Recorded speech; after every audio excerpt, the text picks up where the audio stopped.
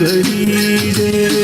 आरती श्री शब्दों की कीजे, आरती श्री शब्दों की कीजे।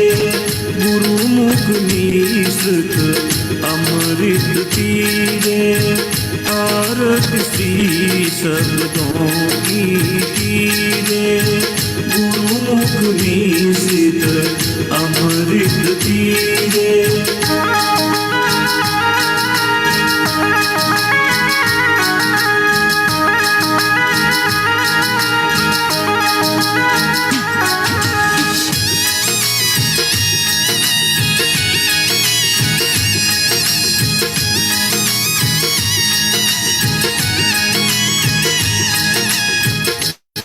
पातक जलते ऐसे भारी, पातक जलते ऐसे भारी। सूखी घास पड़ी चिड़खारी, सूखी घास पड़ी चिड़खारी। नित उठ पार करे नर नारी, सकल कामना सिद्ध करी रे। आरती श्री शब्दों की कीजे, आरती श्री शब्दों की कीजे।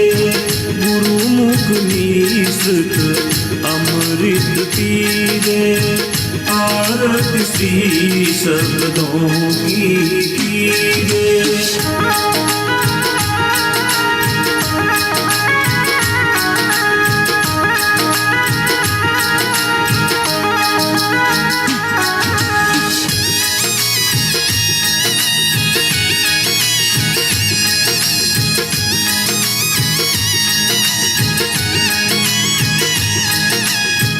छह शास्त्र अर वेदन चारी, छह शास्त्र अर वेदन चारी। सब ग्रंथन का सार विचारी, सब ग्रंथन का सार विचारी। कोटि कोटि पढ़ उतरे पार, हृदय कमल उसे आसन दीजे। आरती श्री शब्दों की कीजे, आरती श्री शब्दों की कीजे। गुरुमुख निसृत अमृत पीजे, आरती श्री शब्दों की कीजे। गुरुमुख निसृत अमृत पीजे।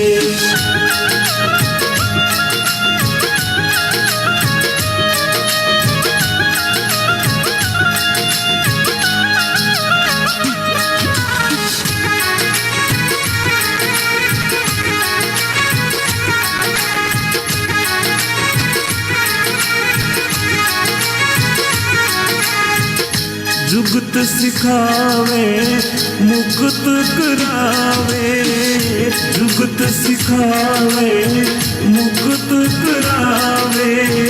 जम्बदास जो वाणी गावे, जम्बदास जो वाणी गावे। वे बड़भागी इसको पावे, जिस पर गुरु जाबो जीरी है। आरती श्री शब्दों की कीजे, आरती श्री शब्दों की कीजे। गुरुमुख निसृत अमृत पीजे, आरती श्री शब्दों की कीजे। गुरुमुख निसृत अमृत पीजे।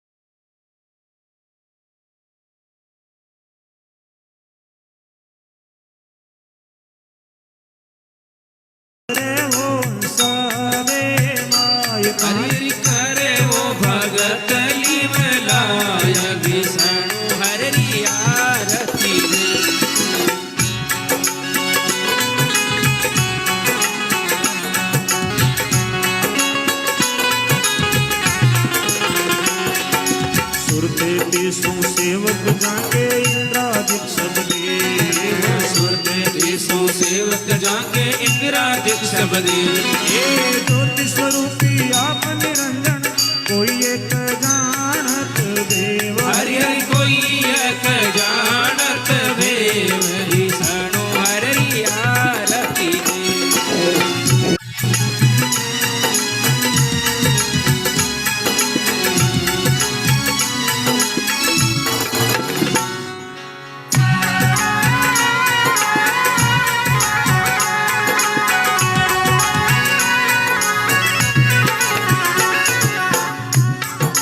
पूर्ण सिद्ध जब गुरु स्वामी अवतर केवल एक, पूर्ण सिद्ध जब गुरु स्वामी अवतर केवल एक। अंधकार नाशन के कारण हुए हुए आप अनेक। हरि हरि हुए आप अनेक, विष्णु हरि आरती देव।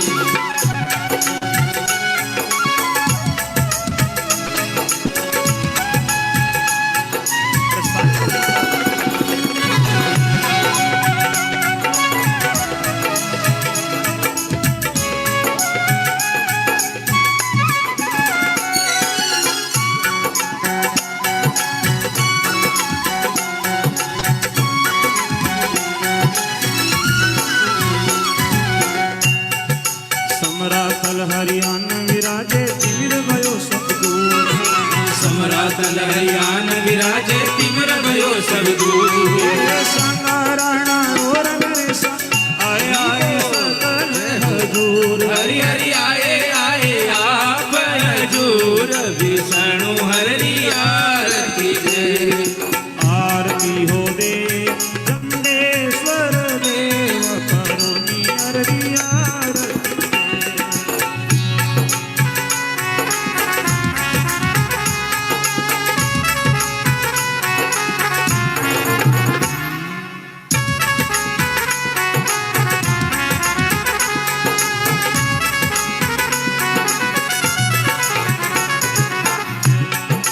हे समराथल की अद्भुत शोभा वर्णन जात पार।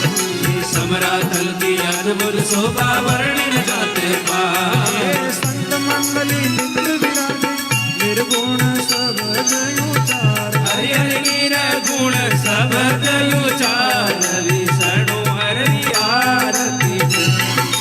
आरती हो देव चंडेश्वर देव विष्णु हरि आरती।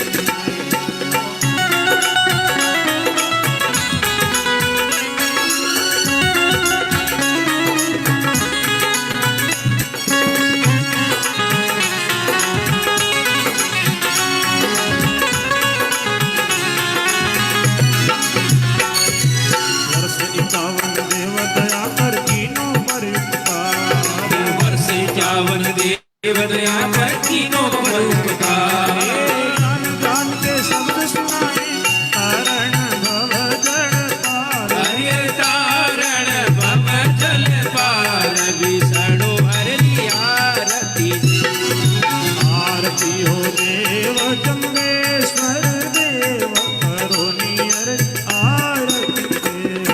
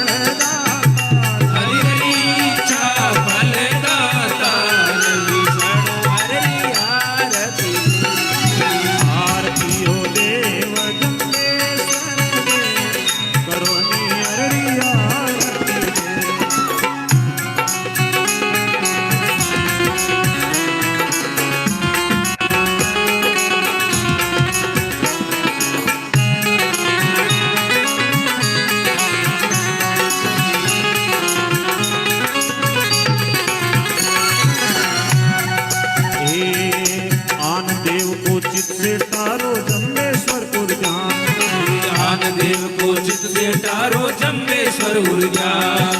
ओम जाप शुद्ध भाव सुखी दो पावोला पद निर्वाण। हरि हरि पावो पद निर्वाण विष्णु हरि आरती रे। आरती हो देव जम्बे।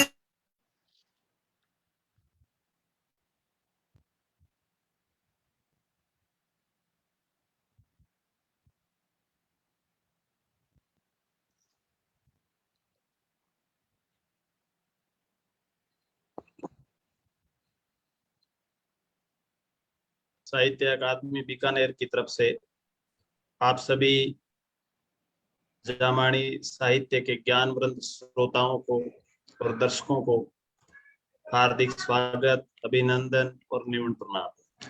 जैसा कि आप सभी को विदित है कि जामाणी साहित्य संवाद श्रृंखला के तहत एक किसी विद्वान वक्ता का जो वक्तव्य है वो एक निश्चित विषय पर रविवार के दिवस पर करवाया जाता है।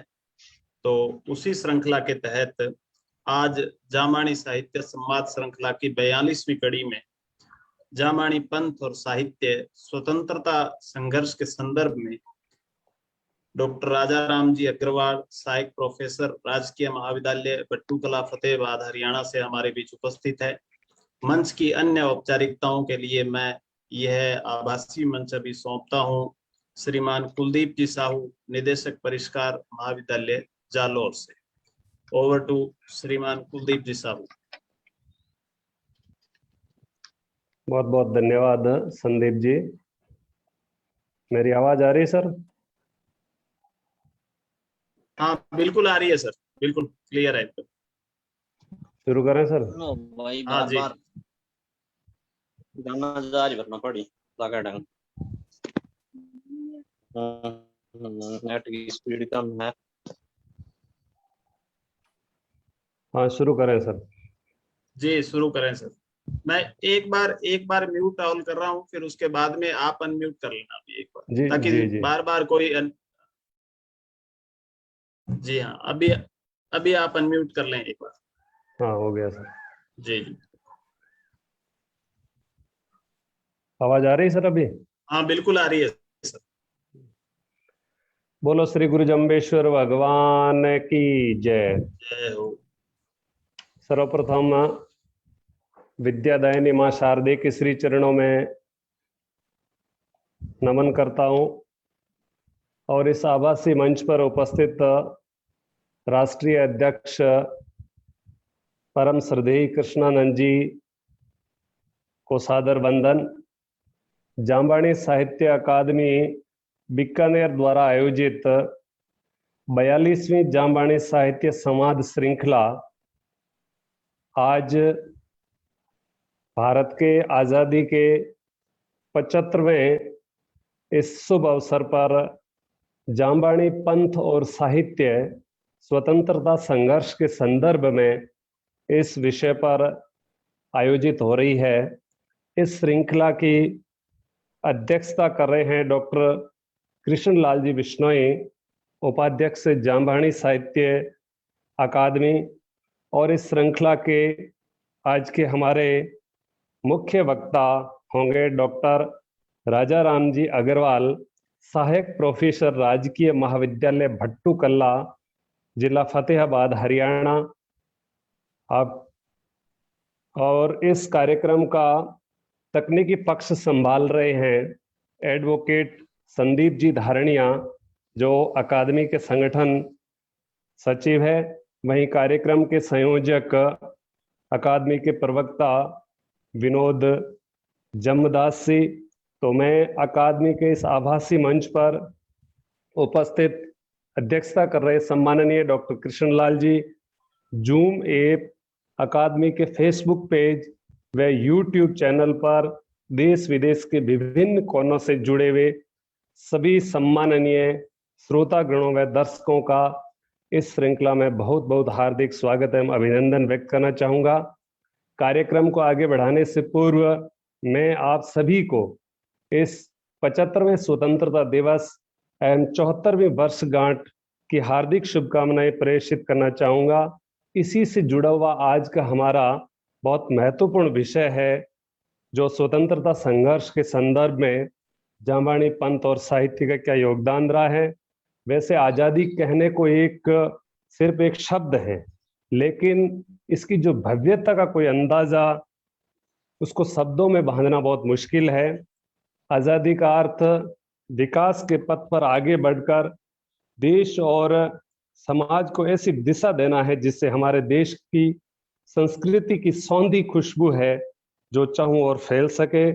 तो आज का ये दिन हमारे लिए बहुत महत्वपूर्ण और खुशी का दिन है, क्योंकि इस दिन को पाने के लिए हमने वर्षों गुलामी सहने के बाद, लाखों हमारे वीर सपूतों को जीवन खोने के बाद ये हमने बहुमूल्य आज़ादी जो पाई है, तो उनको सबसे पहले हम आज इस शुभ अवसर पर श्रद्धा सुमन अर्पित करना चाहेंगे। हमने लंबी गुलामी के बाद बड़ी मुश्किल से ये आज़ादी पाई है, लेकिन आज की युवा पीढ़ी जो है वो आज़ादी का वास्तविक अर्थ है जो भूलती जा रही है, क्योंकि पश्चिमी संस्कृति का अनुसरण कर वह अपनी सभ्यता और संस्कृति और विरासत से है वो दूर होते जा रहे हैं। जिस आज़ादी के लिए हमने देश के लिए वीर महान सपूतों की जो आहुतियां दी है, उस आज़ादी को इस तरह से बर्बाद करना और बिल्कुल सही नहीं है, क्योंकि आज हमारा देश भ्रष्टाचार, गरीबी, नशाखोरी, अज्ञानता इससे जूझ रहा है। तो इससे हमें आज़ादी दिलाने की कोशिश करनी चाहिए। यानी शायद देश को आज़ाद देश को एक नए स्वतंत्रता संग्राम की आवश्यकता है। तो इस स्वतंत्र देश के नागरिक होने के नाते हमें अपने आप से इस शुभ अवसर पर यह वादा करना है कि हम अपने देश को विकास की ऊंचाइयों तक ले जाएंगे और भारत को फिर से सोने की चिड़िया बनाएंगे, ताकि हमारे देशभक्तों और वीर शहीदों का बलिदान है जो व्यर्थ न जाए। मैं पुनः आप सबको इस शुभ अवसर पर शुभकामनाएं प्रेषित करता हुआ मैं पुनः आप सबका बहुत बहुत अभिनंदन व्यक्त करते हुए सीधे बिना कोई वक्त जाया करते डॉक्टर राजा राम जी अग्रवाल साहब को आमंत्रित करूंगा और मैं उनका संक्षिप्त परिचय आपके समक्ष रखना चाहूँगा।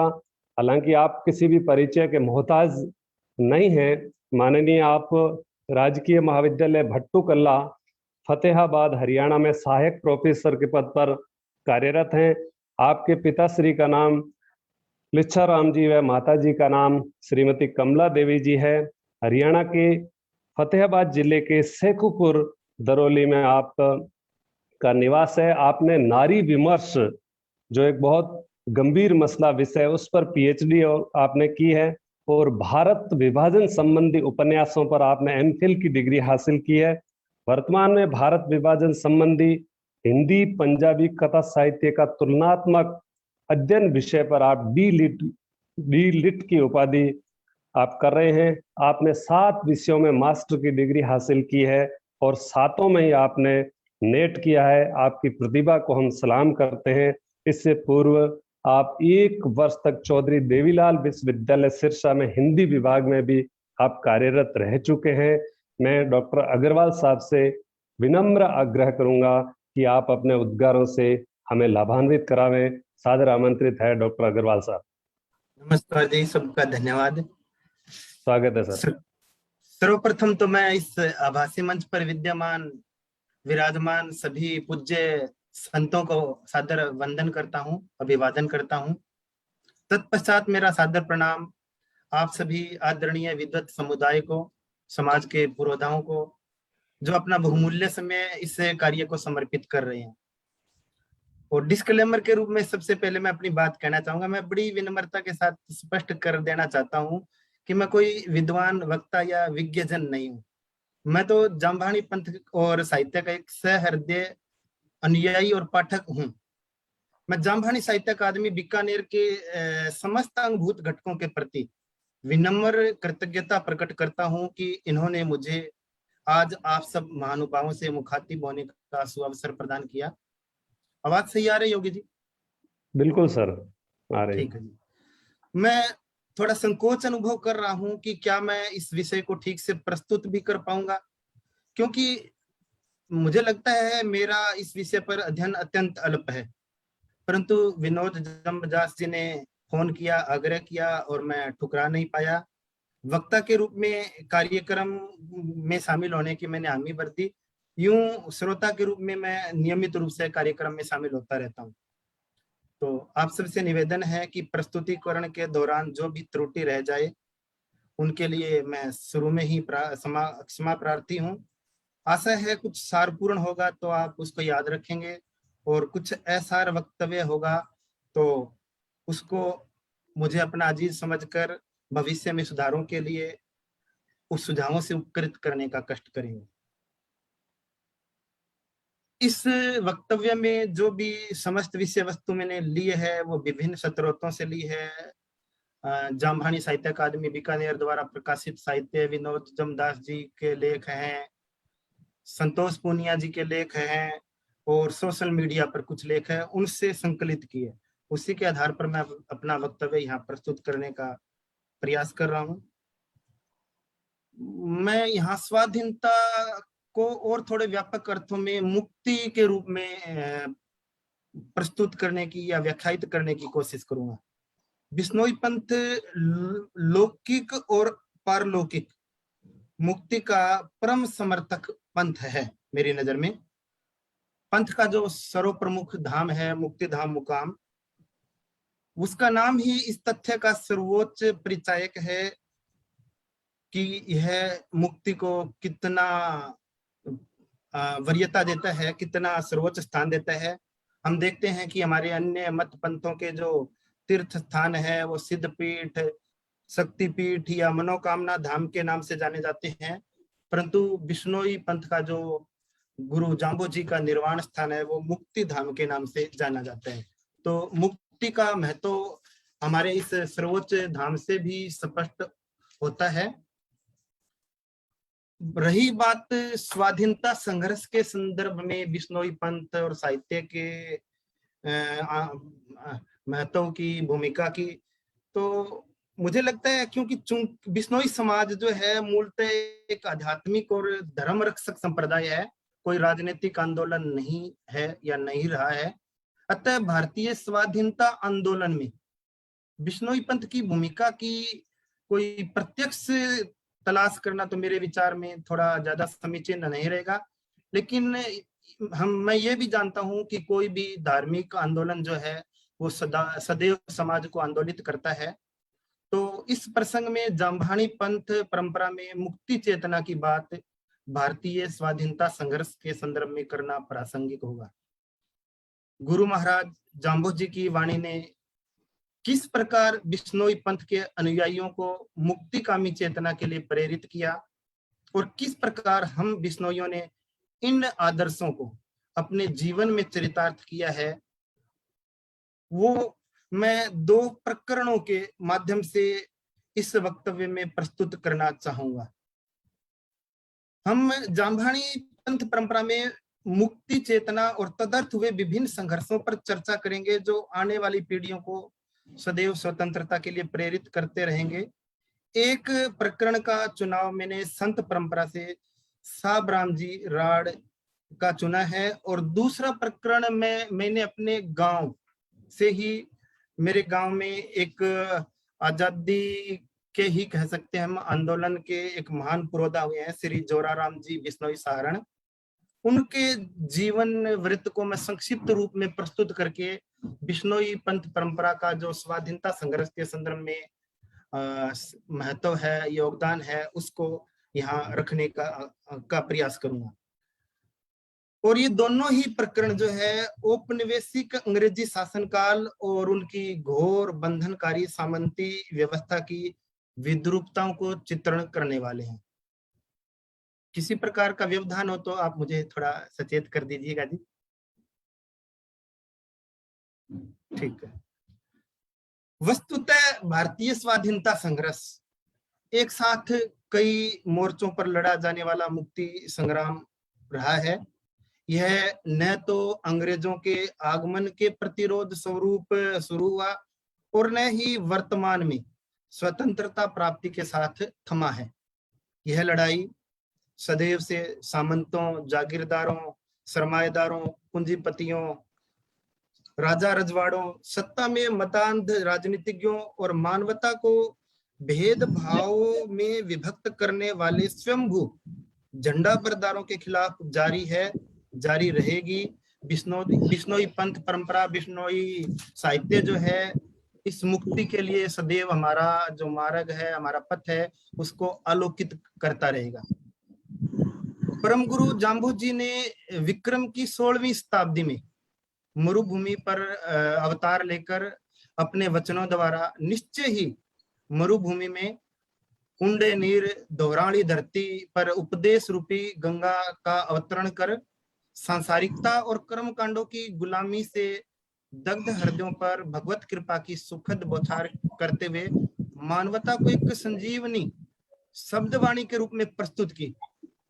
ये शब्दवाणी रूपी संजीवनी मनुष्य को जड़ता, कुसंस्कार, अज्ञान और भ्रम से मुक्ति दिलाकर आत्म स्वरूप का बोध कराकर विश्व कल्याण की ओर प्रेरित करती हुई और अंततः मानव मात्र की मुक्ति का एहसास करवाती है। गुरु जी ने अपने शब्द समय समय पर अनेक लोगों के प्रति अनेक प्रसंगों, अनेक अवसरों पर उनकी शंका समाधान हेतु, जिज्ञासा दृष्टि तृप्ति हेतु या प्रश्नोत्तर के रूप में, प्रतिबोध के रूप में, चेतावनी के रूप में, प्रेरणा आदि प्रदान करने के लिए या ज्ञान कथन आदि प्रदान करने के लिए कहे।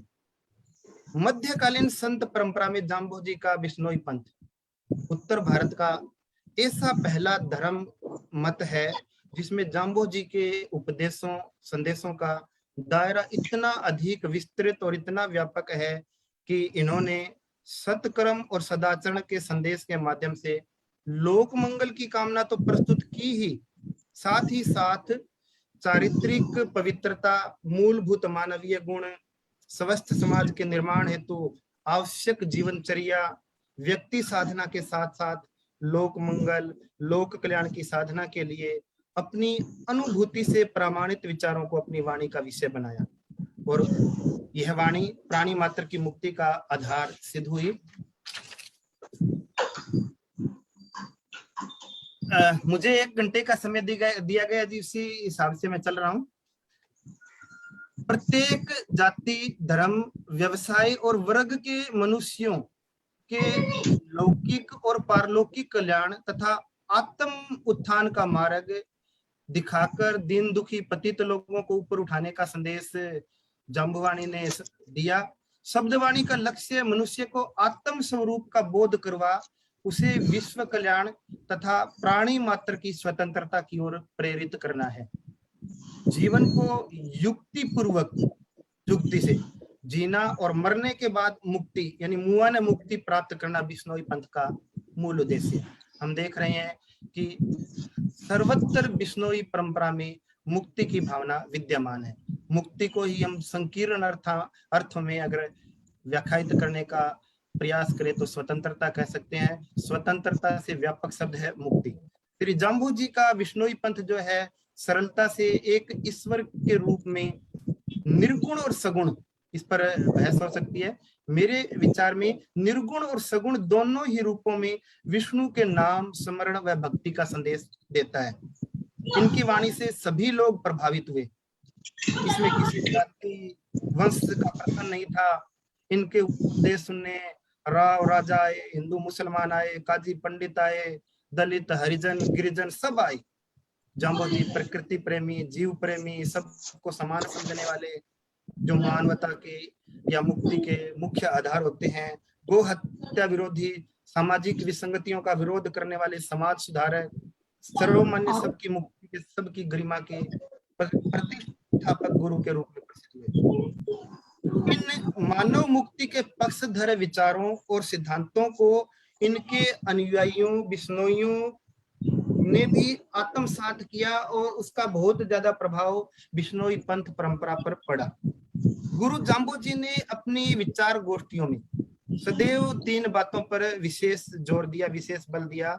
मनसा वाचा कर्मणा, मन से, वचन से, क्रम से मुक्ति की बात की, कथनी करनी में समानता की बात की।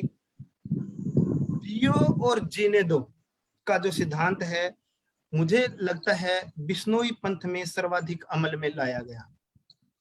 हम देखते हैं वैदिक काल से ही हमारे संस्कृति में इस सिद्धांत पर बल दिया जाता रहा है, लेकिन बिश्नोई पंथ परंपरा में इस सिद्धांत को जिया गया है।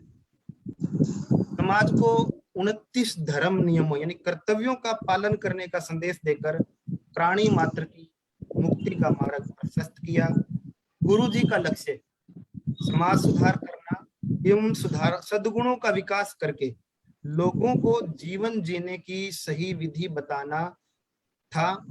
समकालीन अन्य संतों ने भी यही मार्ग अपनाया था, परंतु अन्य संत या तो खंडनात्मक दृष्टिकोण अपना रहे थे या मंडनात्मक, लेकिन जाम्बू जी और उनके बिश्नोई पंथ के मध्यम मार्ग की एक बड़ी अद्भुत विशेषता कही जा सकती है कि सेफ्टी वालों यानी सुरक्षा कपाट के रूप में इन्होंने हमारे सत्य सनातन धर्म का विदेशी विधर्मी शासन से बचाव ही नहीं किया, अपितु इसमें नई ऊर्जा, नई गतिशीलता का संचार कर दिया।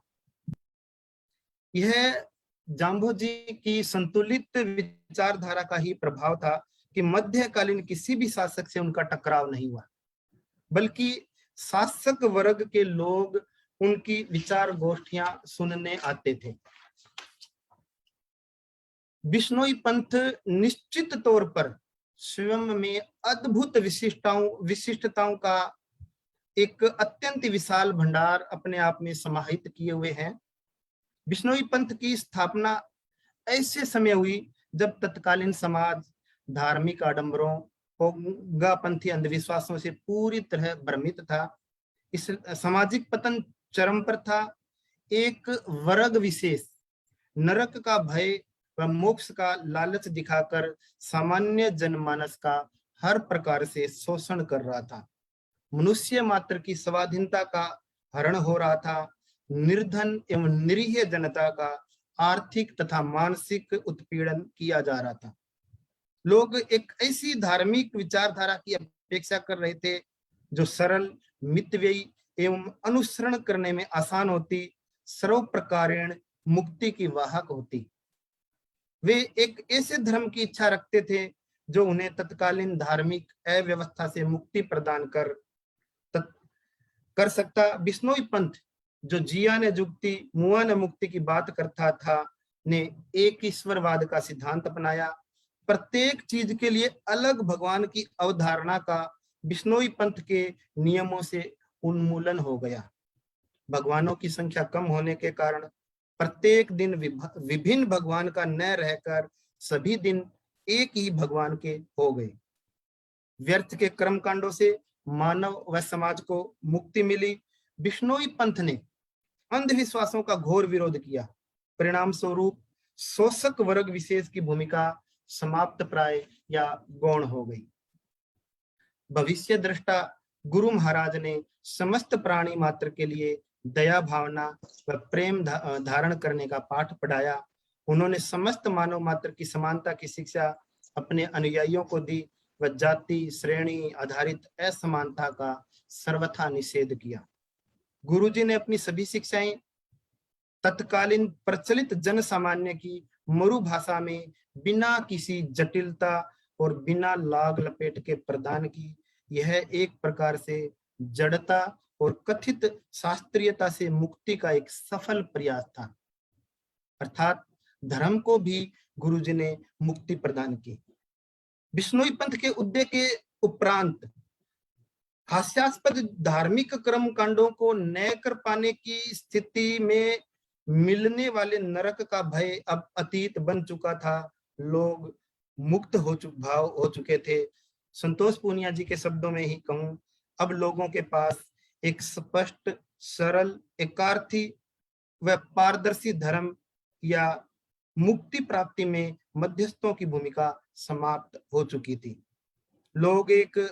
लोग प्रसन्न थे, संतुष्ट थे, क्योंकि उन्होंने युगों पुरानी धार्मिक बेड़ियों से मुक्ति पाकर धार्मिक स्वतंत्रता प्राप्त कर ली।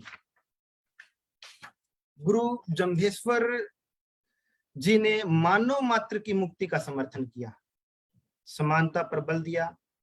उनकी वाणी से ही कुछ मैं दोहे उद्धृत करना चाहूं। उत्तम कुल का उत्तम न होए बा कारण क्रिया सारू, ये काफी प्रचलित दोहे हैं। जाति एवं कुल से कोई बड़ा नहीं होता, मनुष्य अच्छे कर्मों से बड़ा बनता है। यहाँ ये धातव्य है कि गुरु महाराज केवल कोरे उपदेशक नहीं थे, पक्के क्रमवादी थे। इसीलिए उन्होंने अपनी वाणी में, शब्द वाणी में बार बार क्रम की महत्ता पर बल दिया। करने न घातो है लो, वे बार बार कहते कीरत खेतगी सिंह में लाजे। और गुरु जी के इन उपदेशों का, इस वाणी का प्रभाव उनके समकालीन और उनके बाद अस्तित्व में आए अन्य संप्रदायों पर भी व्यापक प्रभाव पड़ा।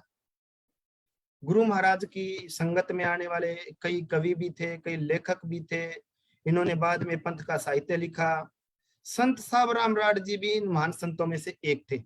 जैसा मैंने अपने वक्तव्य के शुरू में कहा, मैं 2 प्रकरणों के संक्षिप्त विवरण से बिश्नोई पंथ परंपरा का जो स्वाधीनता संघर्ष के संदर्भ में जो योगदान या भूमिका है उसका वर्णन करना चाहूंगा। तो संत सावराम जी भी उनमें से एक थे। हम जानते हैं कि 1857 में शुरू हुआ भारतीय स्वाधीनता आंदोलन 1900 पूर्णाहुति को प्राप्त हुआ था। भारतीय स्वाधीनता संग्राम का सबसे उद्दीपक आंदोलन 18वीं शताब्दी में जो बंगाल में सन्यासी विद्रोह हुआ था उसको माना जाता है। क्योंकि संत सावराम जी संत थे, तो हम यहाँ बात कर रहे हैं कि संतों की किस प्रकार स्वाधीनता आंदोलन में भूमिका हो सकती है। तो हमें यहाँ नहीं भूलना चाहिए कि एक प्रकार से भारतीय स्वाधीनता आंदोलन की शुरुआत ही संतों की प्रेरणा से हुई। भारतीय स्वाधीनता आंदोलन में अनेक साधु संतों ने अपनी आहुतियां प्रदान की, या यूं कहें कि अधिक संख्या में साधु संत, परिव्राजक, ब्रह्मचारी, बैरागी, धर्म प्रचारक आदि लोग स्वाधीनता आंदोलन से जुड़े थे। उसमें हम कितने ही नाम ले सकते हैं, ब्रह्म समाज, प्रार्थना समाज, आर्य समाज, बहुत हो सकते हैं नामधारी आंदोलन।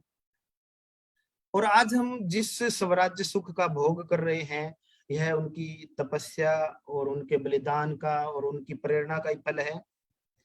और इन महान संतों की परंपरा में एक नाम सावराम जी का भी है, लेकिन मुझे लगता है बड़ा खेद का विषय है कि इनका नाम जितना प्रकाश में आना चाहिए था उतना नहीं आ पाया है। मेरा आप सब लोगों का ये दायित्व है कि हम अपने इन महान संतों के आजादी के आंदोलन में जो योगदान है उनको और ज्यादा प्रकाश में लाएं, उन पर और अध्ययन करें और फील्ड में जाकर भी, क्षेत्र में जाकर भी अनुसंधान करें, रिसर्च करें। तो संत सावराम राड जी जो है वो 1857 की क्रांति या प्रथम स्वतंत्रता संग्राम के प्रत्यक्ष दर्शी थे, चश्मदीद गवाह थे।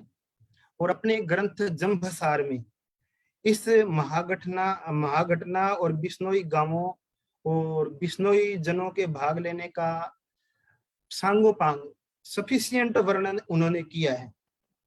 एक दो दोहों में बिल्कुल शुरू की पंक्तियां यहाँ जिक्र करना चाहूंगा, समय ज्यादा ना लगे। अमल राज अंग्रेज का हांसी और इशार, इस प्रकार आप जंभसार में देखते हैं कि किस प्रकार वो 1857 की गदर या भारत के प्रथम स्वाधीनता संग्राम या स्वाधीनता आंदोलन का जिक्र करते हैं।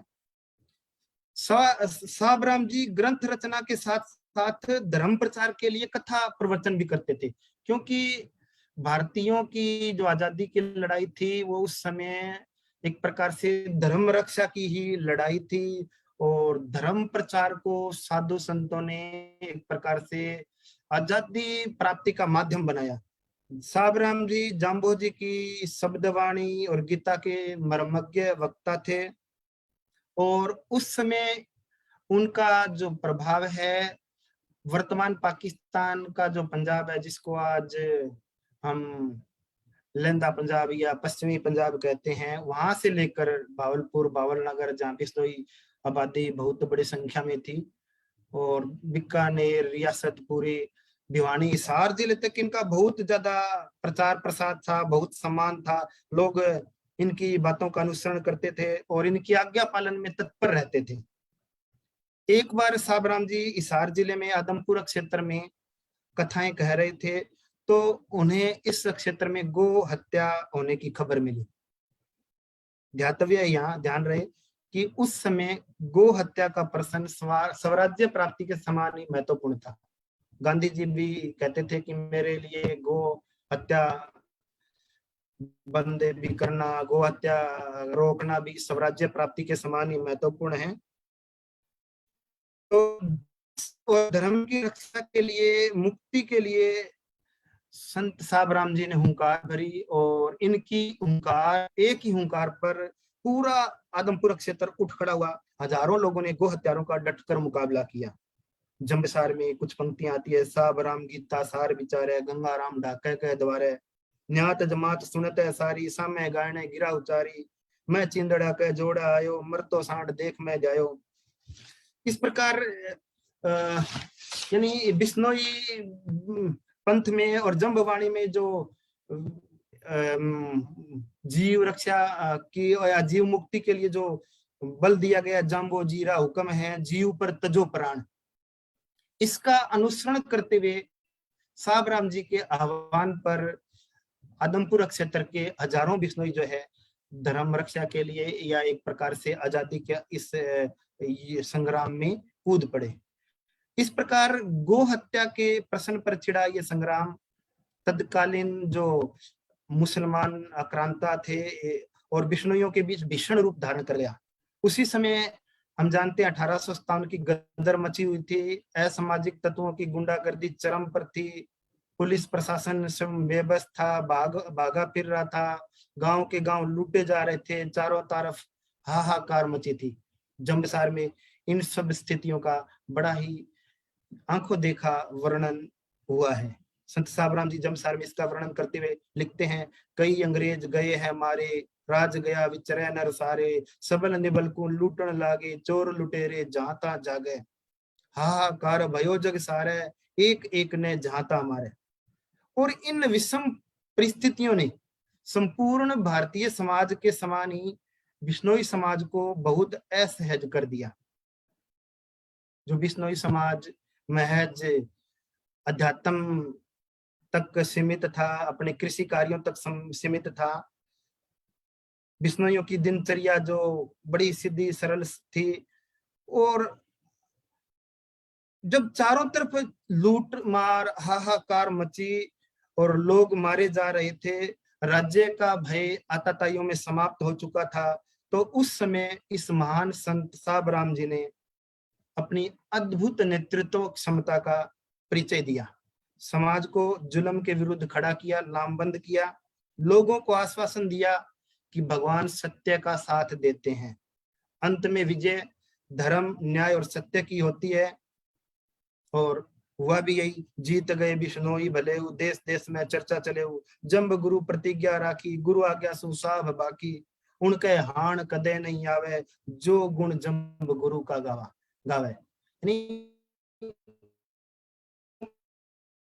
जो जंबू का गुण गाते हैं, उन पर श्रद्धा रखते हैं, विश्वास रखते हैं, वो किस प्रकार से हानि नहीं उठाते, उनको बिल्कुल निश्चिंत होकर इस धर्म युद्ध में, इस आजादी के आंदोलन में भाग लेना चाहिए। जीवा लिए जुद इनकीना, जंब गुरु तब दर्शन देना। बिश्नोई ने साहब राम जी के आह्वान पर युद्ध किया, और भले ही तत्कालिक रूप में हमें स्वाधीनता नहीं मिली हो, लेकिन उस समय एक बार की इन आतताइयों का जो उपद्रव है वो इस क्षेत्र में थम गया था, रुक गया था।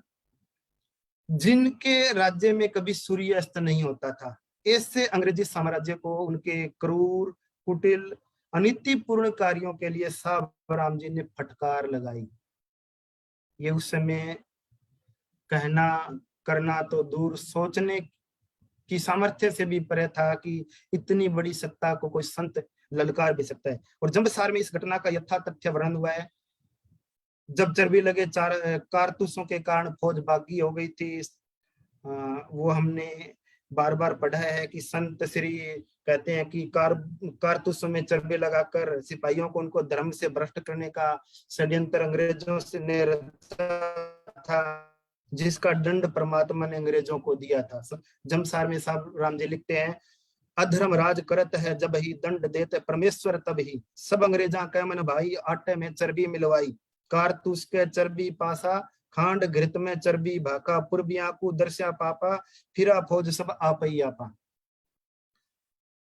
जाम्बो जी के उपदेशों पर चलते हुए बिश्नोई पंथ के लोग मानव ही नहीं प्राणी मात्र की स्वतंत्रता उनके संरक्षण के प्रबल पक्षधर ही नहीं, सिर्फ बातों से ही पक्ष नहीं अपितु रक्षक भी है उनके।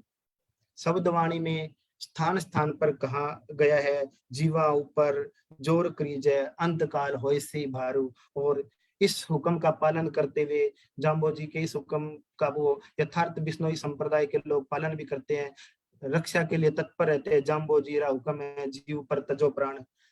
हम पर्यावरण के संदर्भ में बात करें तो सिर सांठे रूक रहे तो भी सस्तो जान। इस प्रकार के कितने उदाहरण दिए जा सकते हैं जो मानव मात्र ही नहीं प्राणी मात्र की मुक्ति के प्रबल पक्षधर है बिश्नोई सिद्धांत। गुरु महाराज के इन उपदेशों को आत्मसात करते हुए बिश्नोई जन प्राणी मात्र की स्वतंत्रता के लिए सदैव बलिदान देने के लिए तत्पर रहते हैं।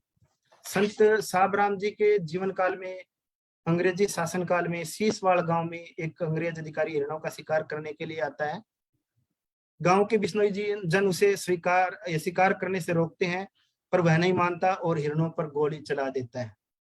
तब तारो जी नाम का एक बिश्नोई उसे लाठियों से पीट कर भगा देता है। यह प्रसंग भी आपने कई बार सुना होगा, जिसके कारण बाद में तारो जी को सरकारी अधिकारी पर हाथ उठाने की एवज में 7 माह की सजा मिलती है।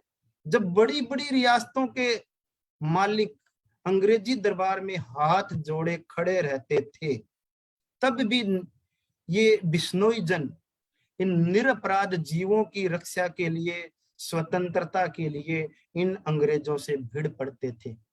इससे ज्यादा बिश्नोई संप्रदाय का स्वाधीनता संघर्ष में योगदान का और क्या उदाहरण देने की जरूरत है, मुझे नहीं लगता। इससे ज्यादा और कोई बड़ा उदाहरण नहीं हो सकता, जो अपने प्राणों के बलिदान करने के लिए, वो भी वृक्षों की रक्षा के लिए, जीवों की रक्षा के लिए।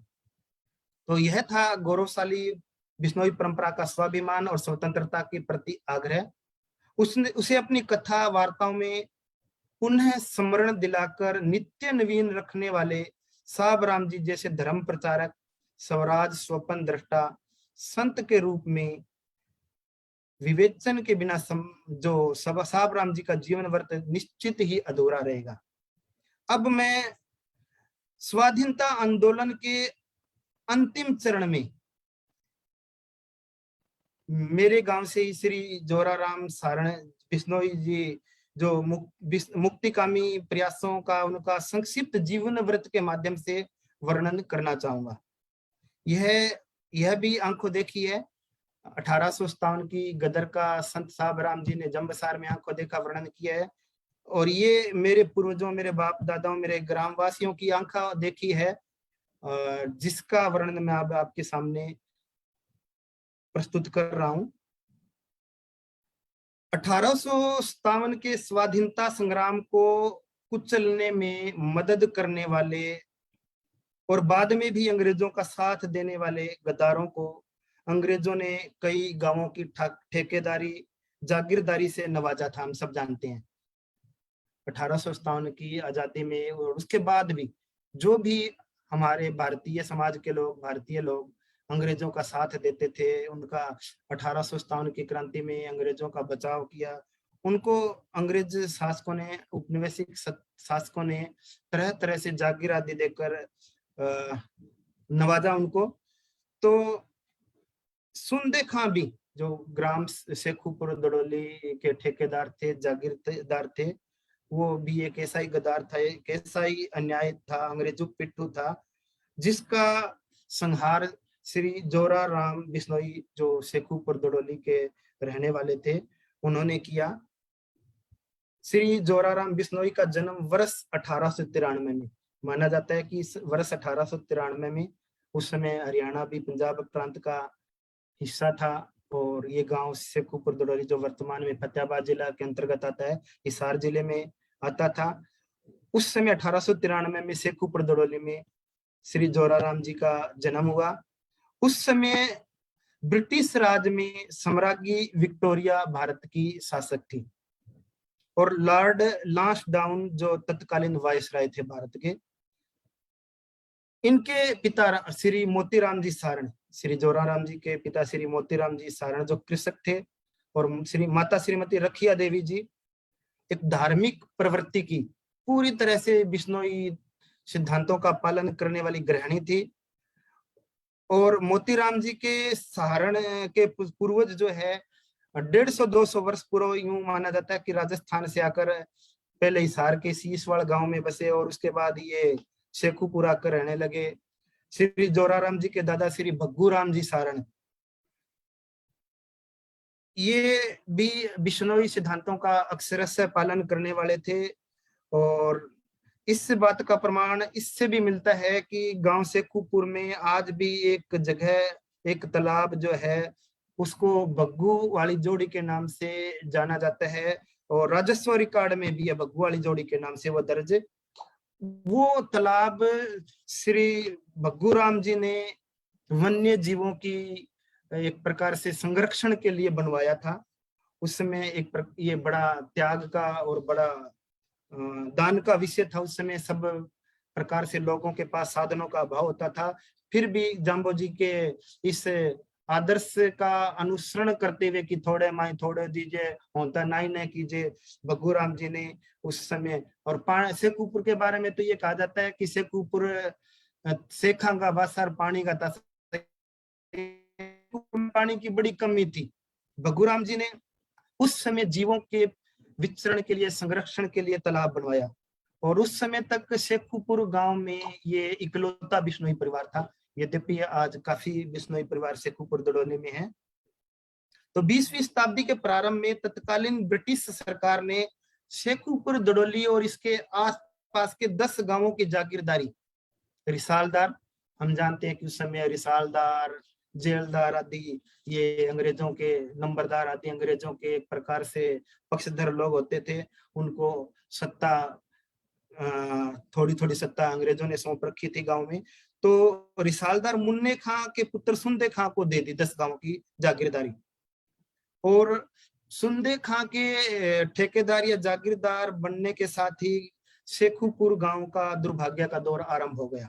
सुंदे खां ने अपने भाई नत्थू खां, भतीजों फतेह खां, फजल खां, माजिद खां और हबीबुल्ला खां के साथ मिलकर गांव निवासियों पर अत्याचार करने शुरू कर दिए, कहर बरपाना शुरू कर दिया। गरीब ग्रामीणों के द्वारा कर न दे पाने के कारण उनकी सारी भूमि छीन ली जाती, ग्रामीणों से गुलामों जैसा व्यवहार किया जाता, बहु बेटियों का सम्मान भी सुरक्षित नहीं रहा। आतंक और खौफ का एक काला अध्याय शेखुपुर के लिए शुरू हो गया।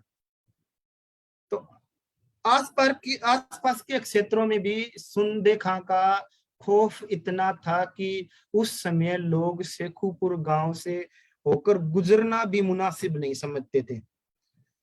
सुंदे खां के जुल्मों से डरकर लगभग अधिकांश लोगों ने उसकी अधीनता स्वीकार कर ली थी, लेकिन जाम्बो जी के परम अनुयायी परिवार के ये जोराराम जी जो युवा थे उस समय, बड़े बलशाली थे, इन्होंने बड़ी निडरता से और अपने परिवार में प्राप्त संस्कारों के बल पर सुंदे खां का हर तरह से विरोध किया।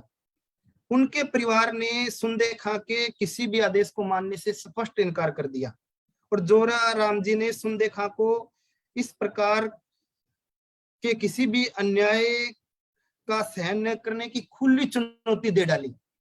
इस बात से सुंदे खां और उसका परिवार अपने आप को बड़ा अपमानित अनुभव करता था।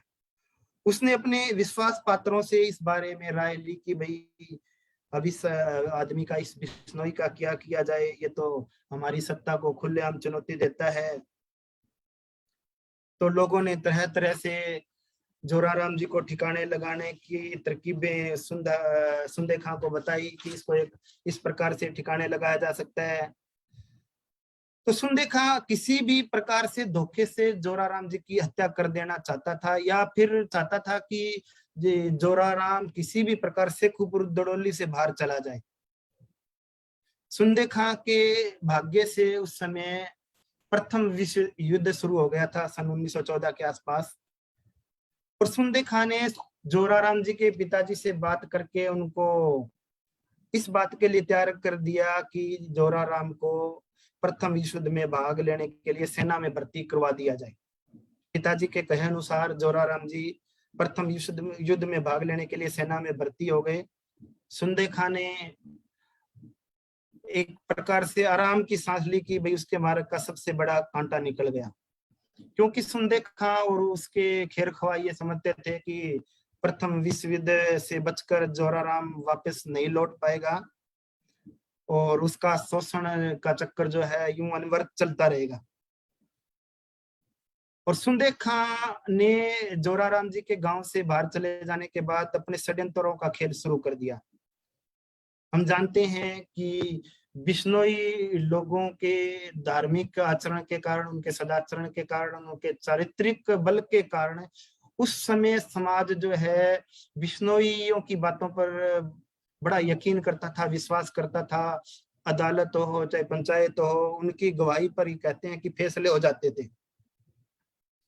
तो सुंदे खां ने मोतीराम बिश्नोई, जो सुंदे खां के पिताजी थे, उनकी लगभग 60 बीघे जमीन का एक झूठा रेननामा लिखवा लिया।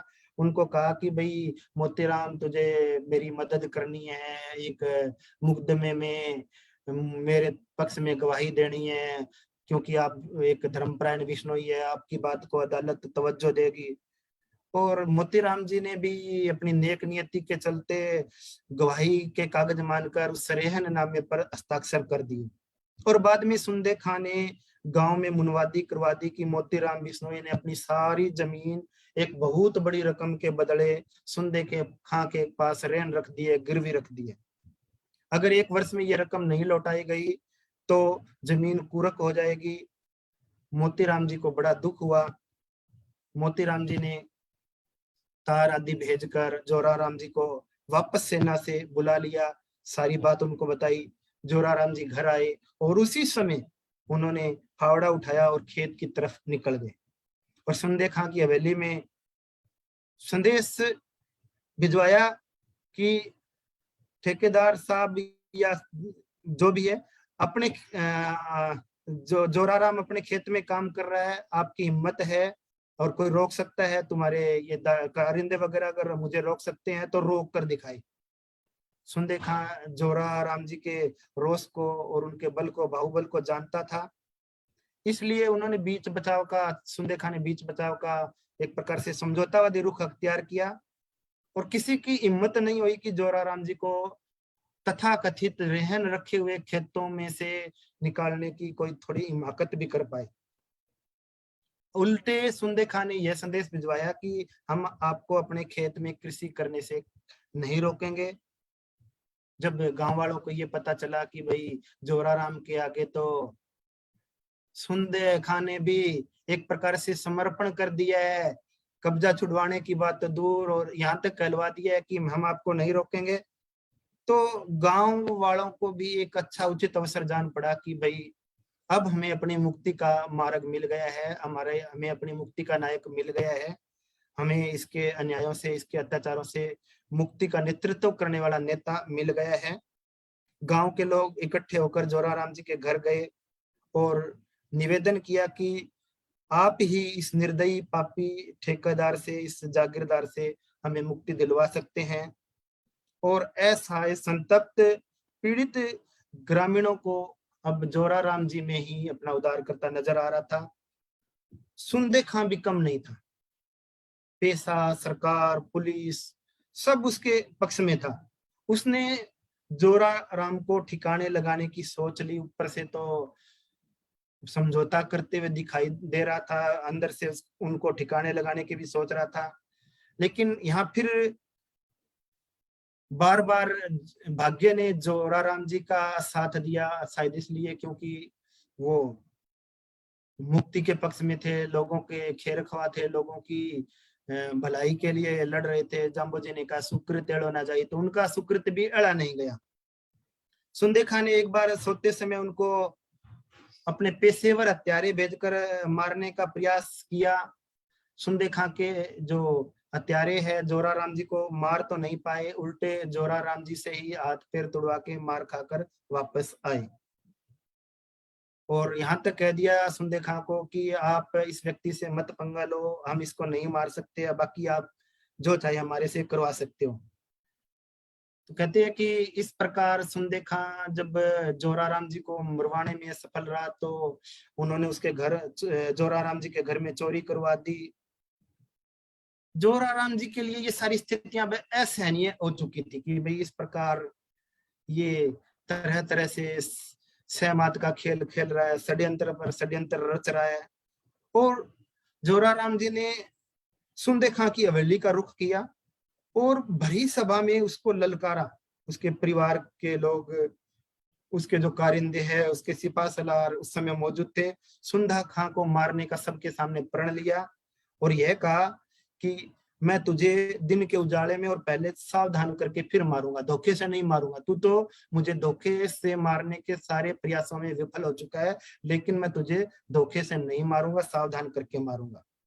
जोराराम जी के इस प्रण की बात जब सुंदे खां के अधीन गांवों में फैली तो सारे गांवों में खुशियां मनाई गई, खुशी की लहर दौड़ गई कि भाई अब सुंदे खां का इस अन्याय का, इस अत्याचार का अंत जो है वो नजदीक है। लेकिन सुंदे खां की हवेली में मातम पसर गया। सुंदे खां की, कहते हैं कि सुंदे खां की एक पत्नी जो है मलेर कोटला के नवाब की पत्नी थी। उन्होंने पहले ही सचेत कर दिया कि आपको इस सारण परिवार से, इस विष्णोई परिवार से किसी भी प्रकार की दुश्मनी मोल नहीं लेनी चाहिए। जो रामायण में हम देखते हैं कि मंदोदरी आदि रानियां, मंदोदरी विशेषकर रावण को आगाह करती है। तो उन्होंने सुंदे खां को सचेत कर दिया था कि अब जोराराम ने जब आपको मारने का प्रण किया है तो आपको मरना तो पड़ेगा। समय बीतता गया, जोराराम जी अवसर की ताक में रहने लगे। सुंदे खां को मारना मुश्किल लग रहा था क्योंकि उसने अपनी सुरक्षा बहुत अधिक बढ़ा दी थी। वह हर समय हथियारों से लैस और अपने विश्वास पात्रों से घिरा रहता था। वर्ष 1939 में जून महीने की दोपहर में जोराराम जी को पता चला कि सुंदे खां घोड़े पर सवार होकर अकेला कहीं जा रहा है। तो जोराराम जी ने अपने एक भतीजे और कुछ अन्य साथियों को मिलकर उसको मारने की योजना बनाई। योजना के अनुसार जोराराम जी 12 बोर के पिस्तौल से लैस होकर सुंदे खां को समाप्त करने निकले। उस समय वह गांव के मोची नामक व्यक्ति के पास बैठा था। उस दिन उसका समय खराब था। जोरा ने सुंदे खां को भरी महफिल में लिया गया अपना प्रण याद दिलाया और कहा, आंखें खोलकर देख ले, अब दिन का उजाला है और मैंने तुझे पहले बता भी दिया है कि मैं तुझे मारूंगा, इसलिए मरने के लिए तैयार हो जा। ऐसा सुनते ही सुंदे खां ने पिस्तौल निकालकर जोराराम जी पर फायर कर दिया। जब गोली जोराराम जी को नहीं लगी तो उसने अपना भाला उनकी ओर फेंका और भाला भी जोराराम जी को नहीं लगा तो सुंदे खां जान बचाकर भाग पड़ा। अब बारी जोराराम जी की थी। उन्होंने भागते हुए सुंदे खां को पकड़ लिया और पहली गोली छाती में मारी, जो आर पार निकल गई। जोराराम जी ने 2 गोली ताबड़तोड़ और मारी और सुंदे खां के प्राण पखेरु उड़ गए। उधर योजना के अनुसार जब गोली चलने की आवाज जोराराम जी के भतीजों और साथियों को सुनाई दी तो उन्होंने हवेली पर धावा बोल दिया। बिश्नोइयों ने लगभग 1 घंटे तक हवेली के अंदर लगातार गोलियां बरसाई, जिसमें उसके अन्याय और अत्याचार करने वाले भाई भतीजे हबीबुल्ला खां समेत कई रिश्तेदार मौत के घाट उतार दिए गए। इस प्रकार शेखुपुर दड़ोली आजादी से पहले ही आजाद हो गया। भारत की आजादी से पहले ही आतंक और अन्याय का खात्मा हुआ और जोराराम जी और उनके सभी साथी तत्कालीन अंग्रेज सरकार से बचने के लिए फरार हो गए।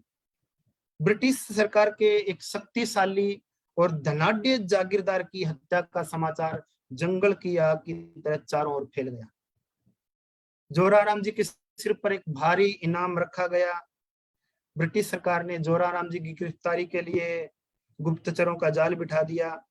लगभग 2 महीने बाद पुलिस को मुखबिरों से सूचना मिली कि जोराराम जी हिसार जिले के आदमपुर गांव में अपने किसी रिश्तेदार के पास है और तत्कालीन हिसार के पुलिस कप्तान के नेतृत्व में एक भारी भरकम पुलिस बल ने पूरे आदमपुर को घेर लिया और जोराराम जी को गिरफ्तारी देनी पड़ी। उस समय तक जोराराम जी पूरे समाज के, पूरे ग्रामीण समाज के हीरो बन चुके थे। उनके ऊपर उस समय के दानिशमंदों ने, विद्वानों ने तरह तरह की कविताएं, दोहे लिखे, उनके प्रशस्ति गान, उनकी गिरदावली लिखी। उनको हिसार जेल में रखा गया। जिसने भी उनकी गिरफ्तारी के बारे में सुना, उन्हें देखने के लिए दौड़ा चला आया। उनके ऊपर हत्या का मुकदमा चला। हिसार सेशन कोर्ट के द्वारा उन्हें फांसी की सजा सुनाई गई। अत्याचार और जुल्म के विरुद्ध जोराराम के साहस और शौर्य का सम्मान करते हुए हिसार के उस समय के जाने माने वकील पंडित ठाकुरदास भार्गव जी, जो पहली लोकसभा में संसद सदस्य भी रहे, उन्होंने जोराराम जी की पैरवी करना स्वीकार किया।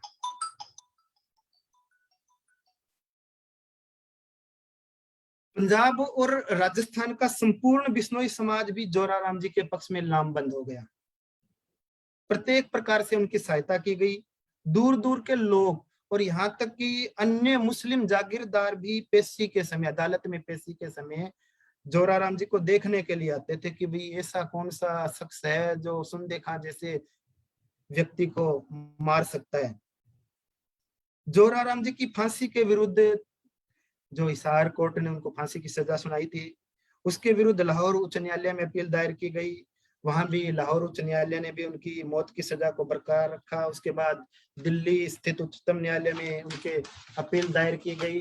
दिल्ली उच्चतम न्यायालय ने भी उनकी फांसी को बरकरार रखा और यहाँ तक कह दिया कि इनको तुरंत फांसी दे दी जानी चाहिए। उस समय लॉर्ड लिनलिथगो भारत के वायसराय थे। उनके पास जोराराम जी की ओर से क्षमा याचना की अपील दायर की गई और लॉर्ड लिनलिथगो ने जब इस पूरे मामले को पढ़ा, उस फाइल को पढ़ा, तो इस अद्भुत मामले में उनकी रुचि उत्पन्न हो गई कि भाई इस शक्तिशाली राज में, इस शक्तिशाली सामंत को, इस ठेकेदार को, जागीरदार को चुनौती देने वाला एक साधारण कृषक परिवार में जन्मा, हिंसक अहिंसक कहे जाने वाले बिश्नोई समाज में जन्मा व्यक्ति किस प्रकार चुनौती दे सकता है। तो बड़ी रुचि उत्पन्न हो गई और लॉर्ड लिनलिथगो ने जोराराम जी की फांसी की सजा को 20 वर्ष के कारावास में बदल दिया। अंग्रेजी शासनकाल की ये एक प्रकार से अभूतपूर्व घटना थी। ब्रिटिश शासक भारतीयों के प्रति इतने उदार नहीं थे, लेकिन जोराराम जी की फांसी की सजा जो 20 वर्षों की कैद में बदल दी गई। यहाँ भी मैं यही कहूंगा कि सुकृत एड़ा ना जाए। उन्होंने सुकृत किया था, वो एड़ा नहीं गया।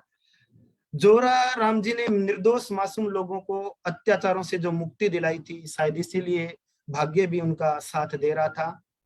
पहले तो उनकी मृत्युदंड की सजा खारिज हो गई और अभी 20 वर्षों के कारावास में से केवल 5-6 महीने ही बीते थे कि द्वितीय विश्व युद्ध आरंभ हो गया और ब्रिटिश सरकार को सैनिकों की आवश्यकता थी।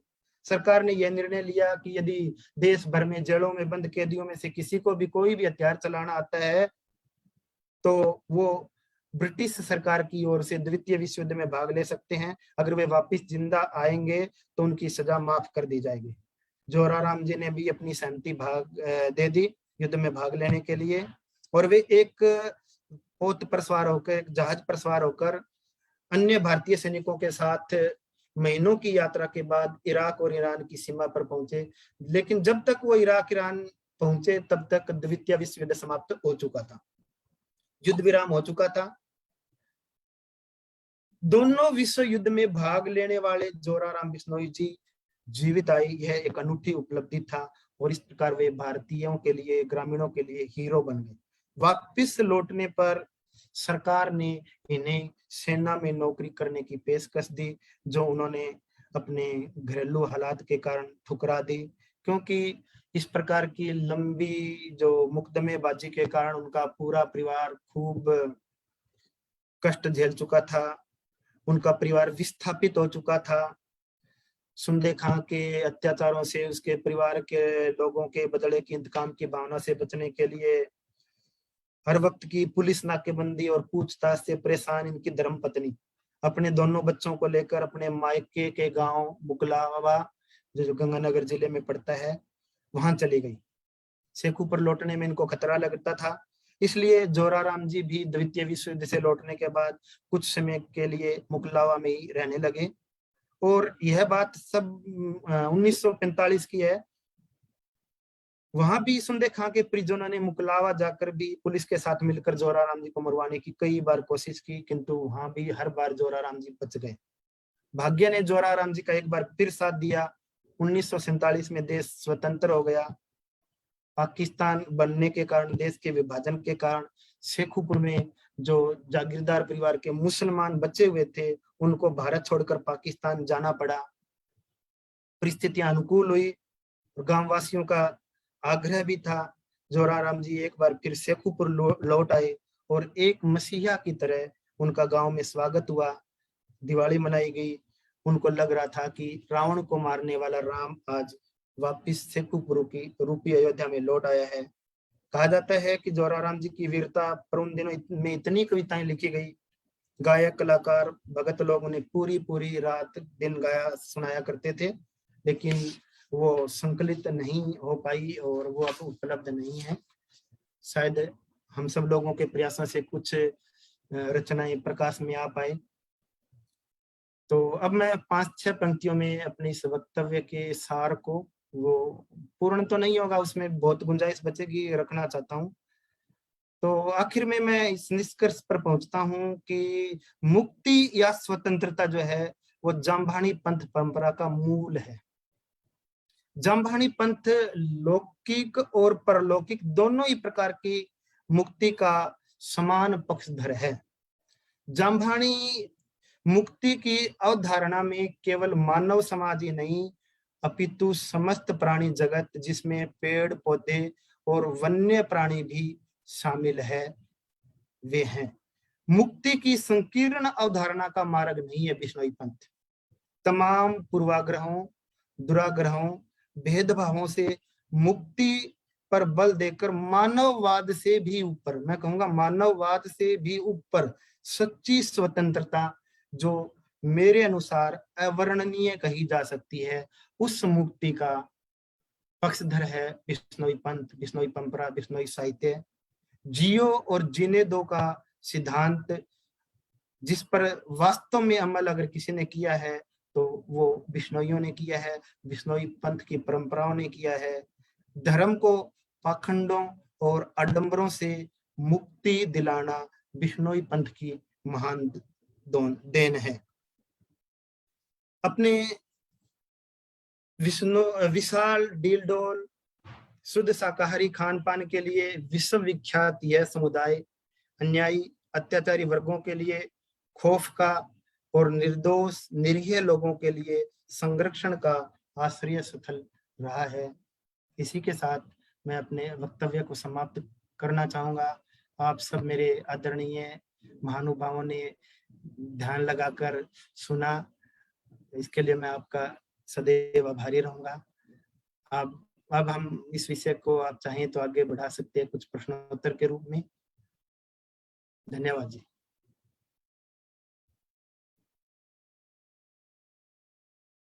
आवाज आ रही है जी?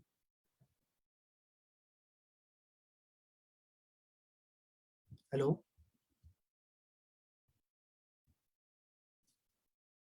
हेलो हेलो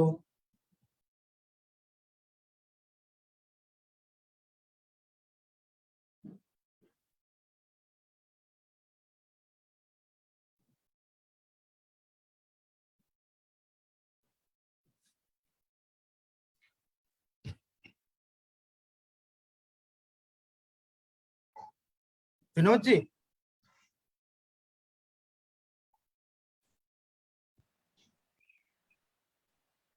कुलदीप जी से निवेदन है, कृपया अनम्यूट करें। हाँ जी सर, आवाज बीच में नहीं आई थी जी क्या? नहीं नहीं, बिल्कुल वो सर आ रही थी आवाज आपकी। आपकी आवाज आ रही थी लगातार आज। ठीक है जी, धन्यवाद। बहुत बहुत धन्यवाद जी, धन्यवाद आपका जी सबका। डॉक्टर राजा राम जी अग्रवाल ने बहुत ही अच्छी जानकारी दी कि इहलोक और परलोक दोनों में ही गुरु जम्बेश्वर भगवान ने अपने साहित्य में मनसा वाचा और कर्मणा यानी मन वचन और कर्म से स्वतंत्रता की बात कही। खास तौर से आपने स्वतंत्रता सेनानी कहे तो कोई अतिशयोक्ति नहीं होगी, जोरा राम जी और साहब राम जी का जिक्र किया, वो एक बहुत ही विकट समय था कि अंग्रेजी शासन के खिलाफ एक शब्द को बोलना भी मौत को बुलावा देना था।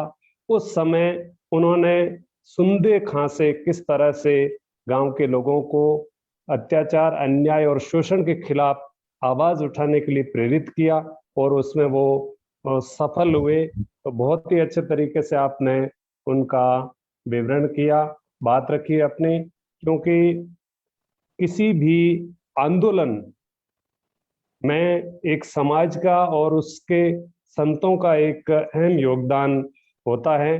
तो हमारे समाज के भी संतों ने धर्म प्रचार के माध्यम से आजादी के लिए लोगों को प्रेरित करने का बहुत महत्वपूर्ण काम किया है। मैं पुनः आपका बहुत बहुत शुक्रिया अदा करना चाहूँगा कि आपने अपना अमूल्य समय निकालकर आपने बहुत ही अच्छी जानकारी हम सब तक पहुँचाई।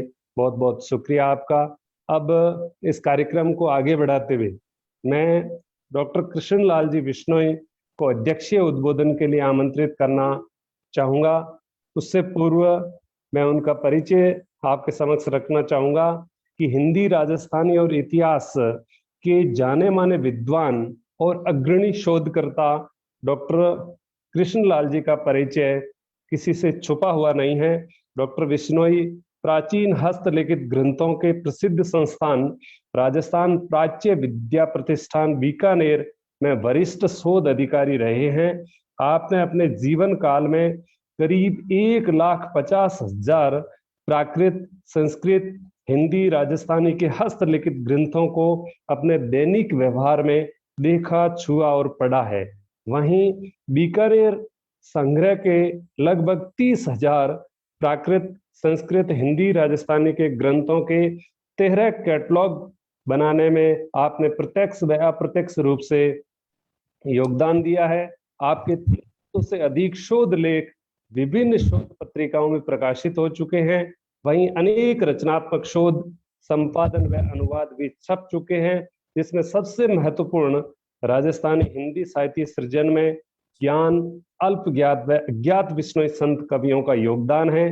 भारत सरकार के संस्कृति मंत्रालय के सीनियर रिसर्च फेलो रहे डॉक्टर बिश्नोई 100 से अधिक राष्ट्रीय व अंतर्राष्ट्रीय संगोष्ठियों व सम्मेलनों में हिस्सा ले चुके हैं। मैं आमंत्रित करना चाहूंगा अध्यक्षीय उद्बोधन के लिए डॉक्टर कृष्ण लाल जी बिश्नोई सादर आमंत्रित है। स्वागत है सर। प्रणाम जी। गुरु जम्बेश्वर भगवान ने। सबसे पहले तो मैं डॉक्टर राजाराम जी अग्रवाल साहब को बहुत बहुत बधाई देता हूं कि उन्होंने जो है इस कठिन विषय पर जो है ये अपना वक्तव्य दिया है और हमारे एक स्वतंत्रता संग्राम के अंदर भाग लेने वाले योद्धा जोराराम जी का जो है हमें परिचय बताया है। बहुत कम लोग उनको अभी जान पाए हैं।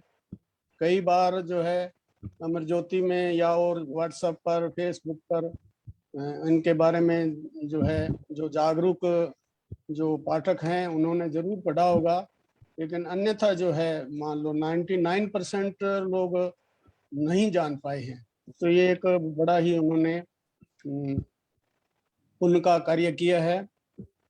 और जो ये विषय था स्वतंत्रता संघर्ष के संदर्भ में जाम्बानी पंथ और साहित्य, तो ये विषय तो बहुत बड़ा विषय है और ये इसको समझ भी गए हैं। इन्होंने इसके बारे में पहले ही अपनी राय प्रकट कर दी थी और विशेष रूप से कहा था कि मैं जो है जोराराम जी और जो है साहब राम जी के बारे में ही बता पाऊंगा।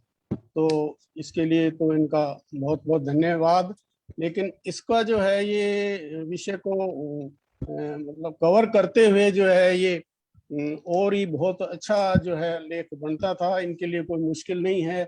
जैसा कि बताया, इनका परिचय जो है 7 विषयों में MA है और PhD भी है और D.Litt भी कर रहे हैं, तो इनके लिए कोई मुश्किल नहीं था। लेकिन जो है अपने विषय को इन्होंने जो है सीमित कर लिया तो खैर कोई बात नहीं, फिर जो है अवसर मिलेगा तो हम इनसे जरूर ये सुनेंगे और अच्छी जानकारी ये संकलन करके और हमारे सामने प्रस्तुत करेंगे। इसके लिए एक बार इनका धन्यवाद। जैसा कि विदित है कि मनुष्य एक सामाजिक प्राणी है और एक दर्शन शास्त्री ने कहा है कि man is born free but he is chained everywhere. तो ये तो जो है सामाजिक प्राणी है, तो इससे स्पष्ट हो ही जाता है कि मनुष्य जब समाज में आ गया है, उसका समाज बन गया है, तो वो जो है श्रृंखलाओं में चैनबद्ध है, बंधा हुआ है। वो परिवार से बंध गया, जाति से बंध गया, माता पिता से बंध गया, अपने जो है प्रांत से बंध गया, देश से बंध गया, और यानी हर एक जगह बंधन है उसके ऊपर। तो ये जो स्वतंत्रता की जो परिभाषा है, इसके अंतर्गत जो है बहुत सी बातें आती है। धार्मिक स्वतंत्रता है, राजनीतिक स्वतंत्रता है, आर्थिक स्वतंत्रता है। तो जो है वर्तमान में हम जो ये स्वतंत्रता का जो अर्थ लेते हैं, मान लो अपने अब जो है ये 75वीं जो है अपने स्वतंत्रता का जो है वो दिन मना रहे हैं आज। तो ये स्वतंत्रता है, ये जो है ये अलग प्रकार की स्वतंत्रता है, और जो है वो जो है अलग प्रकार की स्वतंत्रता है। तो बिश्नोइयों की जो स्वतंत्रता है, खासकर जो है वो धार्मिक स्वतंत्रता के विषय में बिश्नोई लोग बात करते हैं, या जाम्भोजी ने भी जो है उसके बारे में बताया है।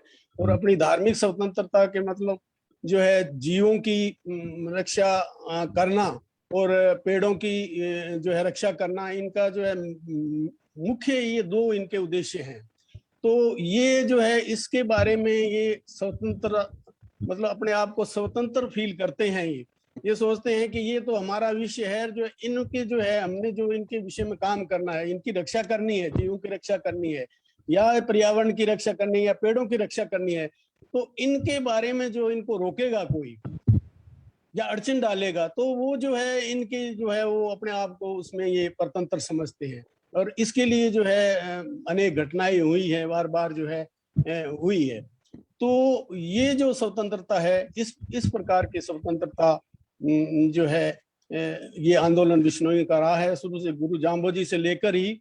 और उन्होंने जो है गुरु महाराज ने तो जो है जो स्वतंत्रता, ये स्वतंत्रता बहुत छोटी चीज है। उन्होंने तो जो है अपने वाणी में भी बार बार कहा है कि मतलब जीने ने जुगती और मुआ ने मुक्ति, ये जो है रास्ता बताया। यानी व्यवहार पूर्वक जो है दैनिक जीवन में हमने कैसे मतलब जीवित रहना है, कैसे जो है अपने आप को यहाँ कायम करना है, या जीवन व्यतीत करना है, व्यवहारिक जीवन कैसे जीना है, तो उसके बारे में उन्होंने उसकी विधि बताई। गुरु महाराज ने उस विधि में जो है 29 नियम शामिल है।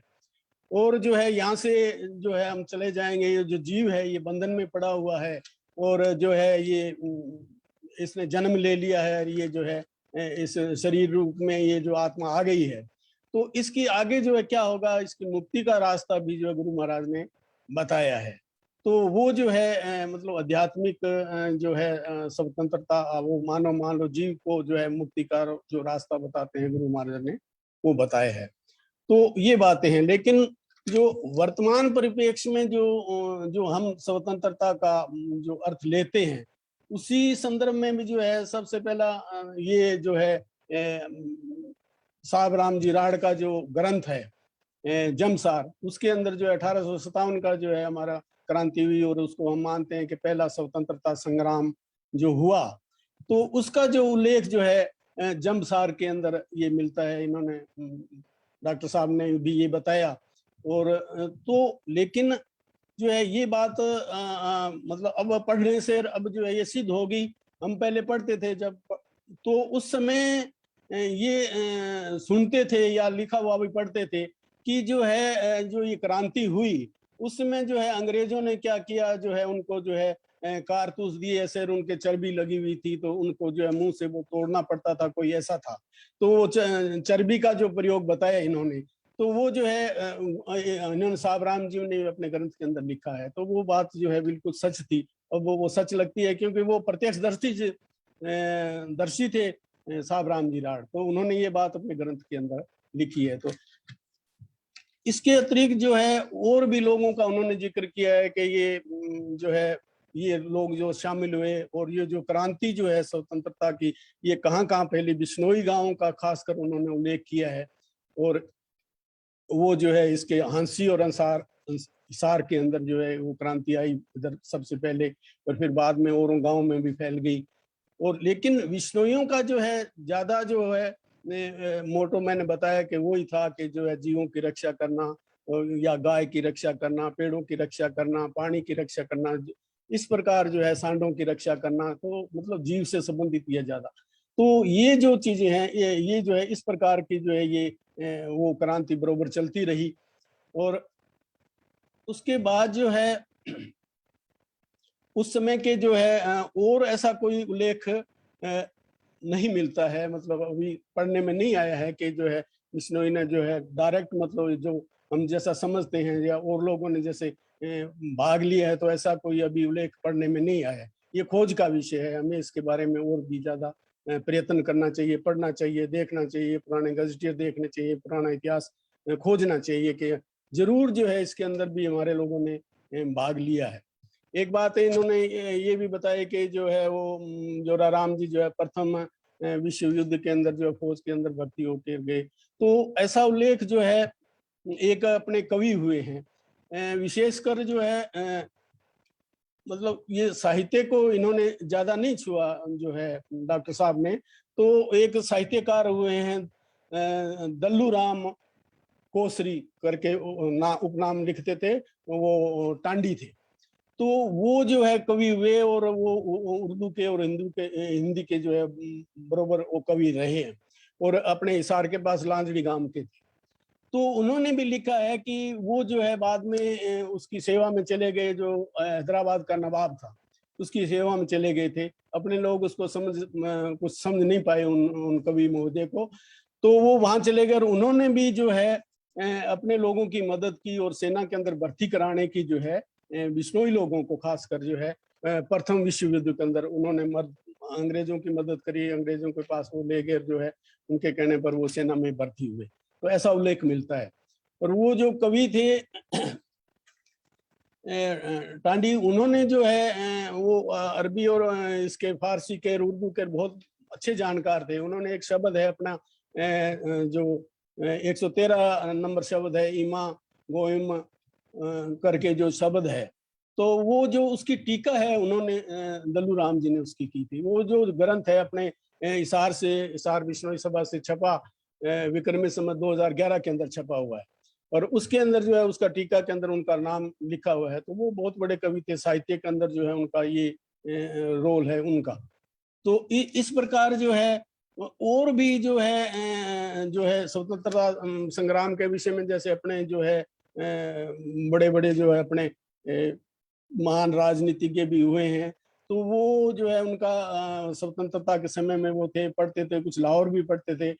जैसे हमारे जो है वो पूर्व अध्यक्ष जो है बिश्नोई महासभा के सही राम जी हैं, वो लाहौर पढ़े थे, और भागीरथ राय जी भी हुए हैं, और मनोहर लाल जी धारियां करके थे, मनी राम जी गोदारा जो एमपी हुए हैं वो थे, राम नारायण जी थे, तो इस प्रकार के भजन लाल जी थे। तो इनके जो संस्मरण है या इनके विषय में जो है कहीं से जानकारी मिलती है, तो इन्होंने भी जरूर लिखा होगा। तो वो जो है उस स्वतंत्रता आंदोलन के विषय में इनका उल्लेख भी जो है हमें खोजना चाहिए, जरूर लिखा हुआ कहीं कहीं मिले, कौन कौन भाग लेते थे या इन्होंने भी क्या जो है उसके अंदर जो है अपना भाग, क्या जो है इनका दायित्व था वो जो है इन्होंने निभाया, इस प्रकार का भी जो है करना चाहिए। इसके अतिरिक्त जो है साहब राम जी का जहाँ जिक्र आता है, तो साहब राम जी के जो एक वो अपने पोते हुए बाद में पोते संत कुमार जी राहट,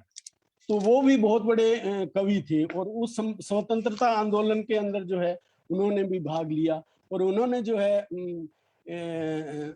3 किताबें लिख रखी है पहले की। वो जो है स्वतंत्रता, जो भारत स्वतंत्र हुआ 1947 के अंदर, तो उससे पहले की वो किताबें उनकी लिखी हुई है।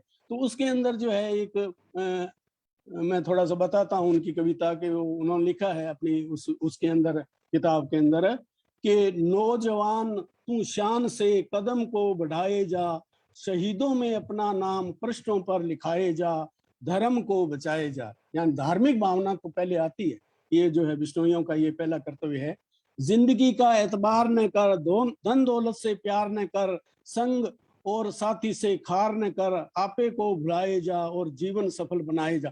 तो इस प्रकार जो है उन्होंने अपनी कविताओं में लिखा है, मतलब जो है नौजवानों को प्रेरित किया है अपने इस आंदोलन के लिए, और जो है गायों की रक्षा के लिए भी प्रेरित किया है, और जो है देश की रक्षा के लिए भी जो है औरों को, अपने समकालीन जो है लोगों को, मतलब वो भी विद्यार्थी थे उस समय, तो वो उन्होंने प्रेरित किया है। बाद में जो है स्वतंत्रता के बाद में जो है वो तो वहीं थे अपने गांव में, दुतरावाड़ी में, वो पंजाब में ही थे। तो बाद में उन्होंने जो पढ़ाई तो छोड़ दी और जो है फिर जो है सामाजिक सेवा में लगे, और जो है वो जीव रक्षा के लिए वो जो अपना जो उद्देश्य था उसमें लगे थे, और बाद में बहुत बड़ा काम उन्होंने किया। तो इस प्रकार वो भी हुए। उधर जो है वो उत्तर प्रदेश के अंदर भी जो है ऐसे कुछ लोग हुए हैं कि वो जो है एक गजेटियर में उल्लेख मिलता है कि जो नगीना के पास ऐसी घटना हुई थी, वो स्वतंत्रता जो है ये 1857 की बात है, उसमें जो है उन्होंने, अंग्रेजों ने जो है बिश्नोइयों को वहाँ जो है वो आंदोलन के अंतर्गत उनको गोली मारी थी, ऐसा उल्लेख जो है एक गजेटियर में किया हुआ है। उस समय जो है वो मुरादाबाद का कलेक्टर जो है वो सर सैयद अहमद खां था, ऐसा भी उल्लेख मिलता है। तो इस प्रकार जो है ये खोजने की जरूरत है, बहुत ऐसा इतिहास आपको मिलेगा, और जो है वो हमें उसका प्रयत्न करना चाहिए। और ज्यादा जो है मैं अब क्या कहूँ, इसका बहुत साहित्य भी अपने को मिलेगा। और जो है ये आंदोलन मान लो स्वतंत्रता का, तो आप मानो कि जो है गुरु महाराज के समय से ही चला आ रहा है ये। उसमें जो है प्रहलाद चरित्र जो लिखा गया है, बाद में और केशव जी ने भी लिखा सबसे पहले, और भी जो है उदो जी ने लिखा, ऐसे करके 4-5 प्रहलाद चरित्र मिलते हैं अपने विष्णु समाज में प्रचलित है। तो उसके अंतर्गत जो है ये एक आप देखो कि वो प्रेरणा देना वाला जो है स्वतंत्रता के लिए, उसके अंदर एक छंद है, वो देखिए आप। उसने जो हिरण्यकश्यप ने जो है मतलब उसकी प्रहलाद की स्वतंत्रता छीनने के लिए, जो है अभिव्यक्ति की स्वतंत्रता थी, वो छीनने के लिए उसको मना किया कि जो है तुम राम का नाम मतलब मेरा नाम ले। तो वैसा एक छंद देखिए कि सत्याग्रही प्रहलाद का जो वो लिखा हुआ क्या है छंद, उसके बारे में उन्होंने लिखा है कि शेष धरा से ध्रुव टले, पश्चिम उगे भान, हरितज हिरना कुछ न कहूं, इस जीवा इस प्राण, मोह में तो में खग में, सकल ठोर भरपूर, आकाश पृथ्वी और खम्भ से, तुम मत जानो दूर। यानी ये बात जो है उन्होंने कवि ने कहलाई है उससे, प्रहलाद से मुख से कि जो है तुम मुझको रोक नहीं सकते, जो है वो जो है सब जगह, ईश्वर जो है सर्वव्यापी है, सब जगह है, तो वह मैं उसका नाम तो है जरूर लूंगा और तुम्हारा नाम नहीं लूंगा। तो ये जो है इस प्रकार के ये जो स्वतंत्रता के बीज है, स्वतंत्र अभिव्यक्ति के बीज हैं, जो है जगह जगह अपने को इसके उदाहरण मिलेंगे। अपने जो है खेजली संबंधी जो साखियां हैं उनके अंदर मिलेंगे, और जो वाणी है छंदों के अंदर भी जो है इस प्रकार के अपने उदाहरण कवियों के मिलते हैं, जगह जगह मिलते हैं। साहित्य इसमें जो है भरा पड़ा है, खोजने की जरूरत है, उस दृष्टिकोण से खोजने की जरूरत है कि हम क्या चाहते हैं। तो ये बहुत ऐसी बातें हैं, और मैं अब ज्यादा तो क्या कहूँ, जो है बहुत वैसे ही आप बिजी हैं, टाइम बहुत हो गया है। और अंत में मैं यही कहूँगा, जो है विष्णुइयों को ये कहना चाहता हूँ कि अब हम कहाँ जा रहे हैं, देखिए उसकी ओर हमें ध्यान देना चाहिए। ए मेरे विष्णोई लोगों, जरा आंख खोल कर देखो, क्या हो रहा है समाज में, जरा मन को तोल कर देखो। ये विष्णोई पंथ हमारा, जीवों पेड़ों का पालनहारा, अमृत शब्द वाणी है इसकी, जरा नियमों का मोल कर देखो, ए मेरे विष्णोई लोगों। तो आप सबका बहुत बहुत धन्यवाद। और अंत में मैं जो है इस कार्यक्रम की जो है बहुत ही प्रशंसा करूंगा कि जो है ये जमदास जी और हमारे जो है एकेडमी के जो भी सदस्य हैं, और जो मतलब इसके जो है मेंबर हैं वो इसके लिए पूरा प्रयत्न कर रहे हैं कि ज़्यादा से ज़्यादा जो है हमारे समाज का जो है हमारे साहित्य का, गुरु महाराज का जो है प्रचार हो, प्रसार हो, और इसके लिए जो है ये व्यवस्था में लगे हुए हैं। तो बहुत बहुत इनका जो है धन्यवाद, जमदास जी का बहुत बहुत धन्यवाद, और जो है संदीप जी का भी धन्यवाद। तो सबका मैं जो है धन्यवाद, और अंत में मैं गुरु जी जो है कृष्णानंद जी को भी प्रणाम करता हूँ। धन्यवाद। Thank you.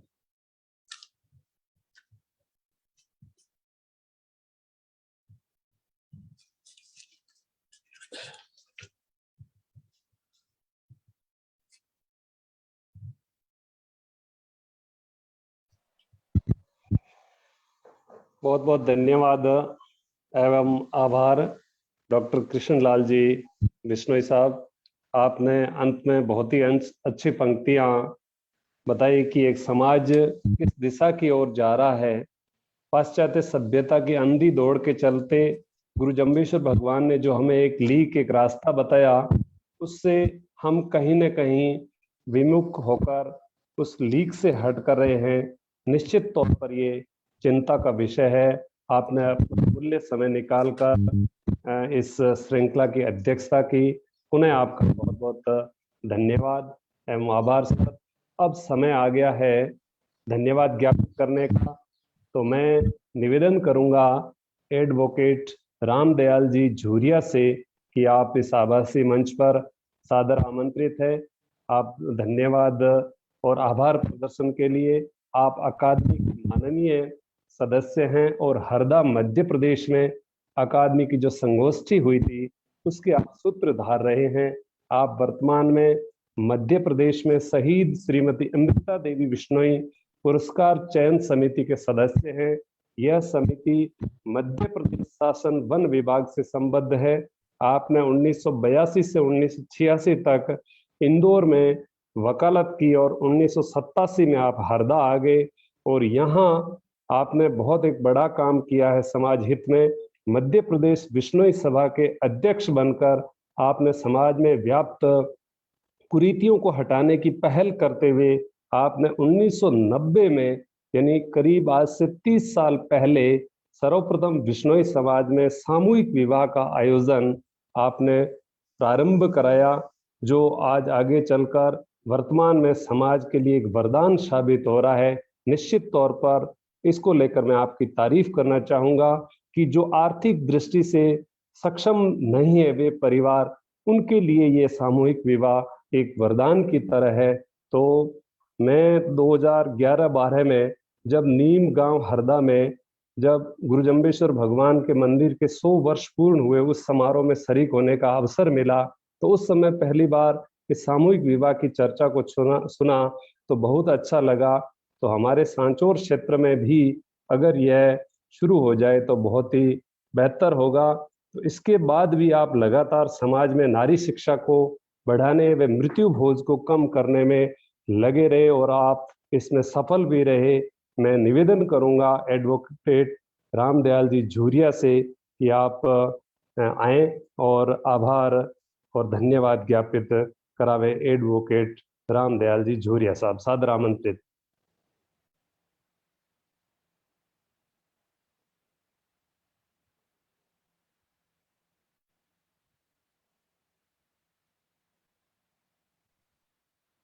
आप अनम्यूट कर लीजिए, मैंने आपको को होस्ट बना दिया है।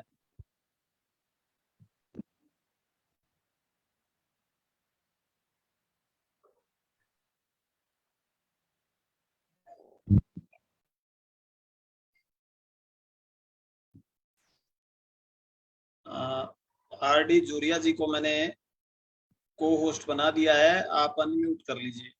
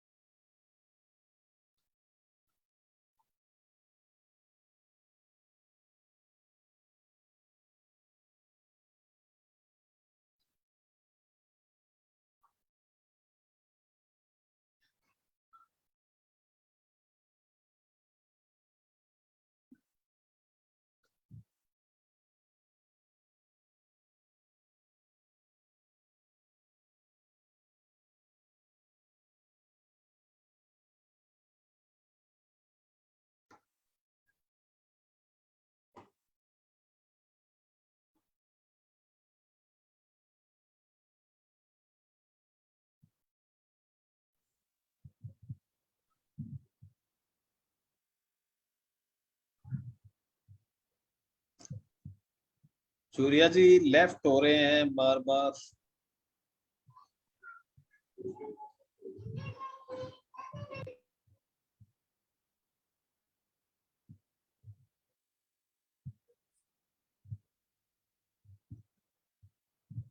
हम्म।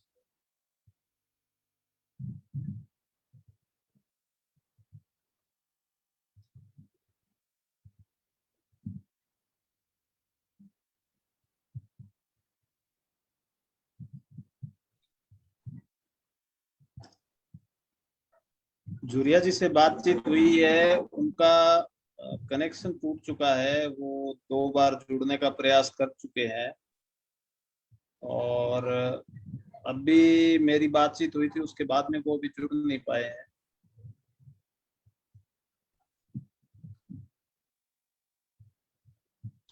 अभी जुड़े हैं एक बार दोबारा।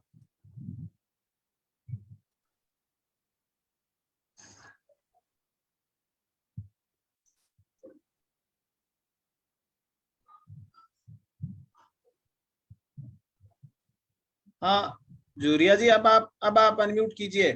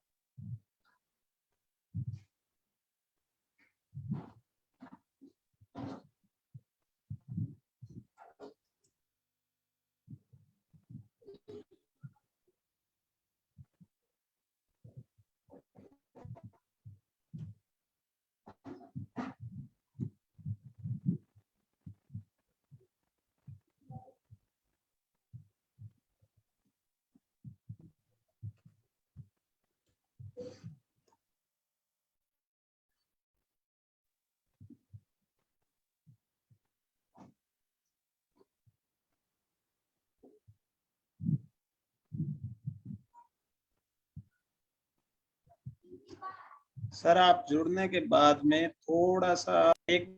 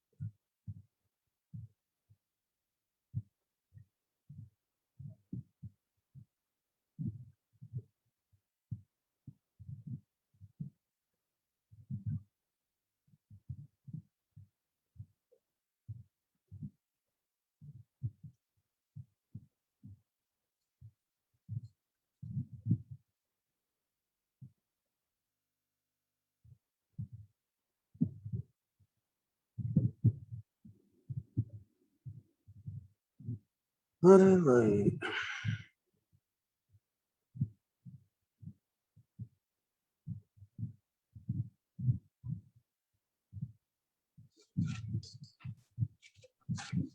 सूर्या जी नहीं जुड़ पा रहे हैं।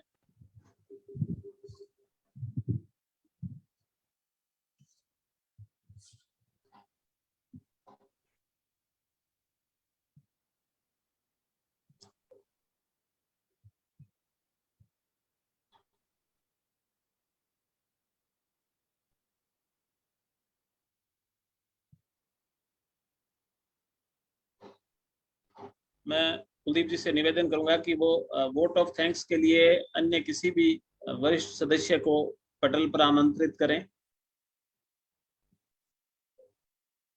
कृष्णानंद जी को कर लो, वो हैं जुड़े हुए। हाँ जुड़े हुए हैं।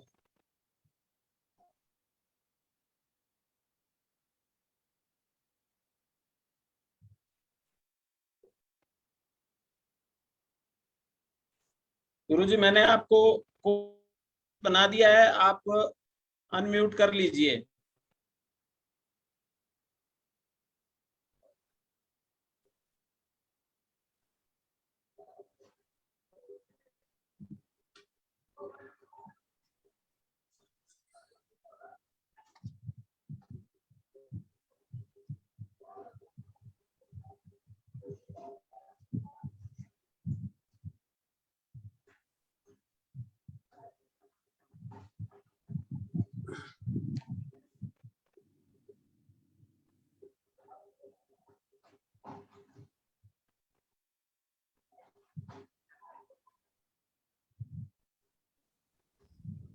हेलो।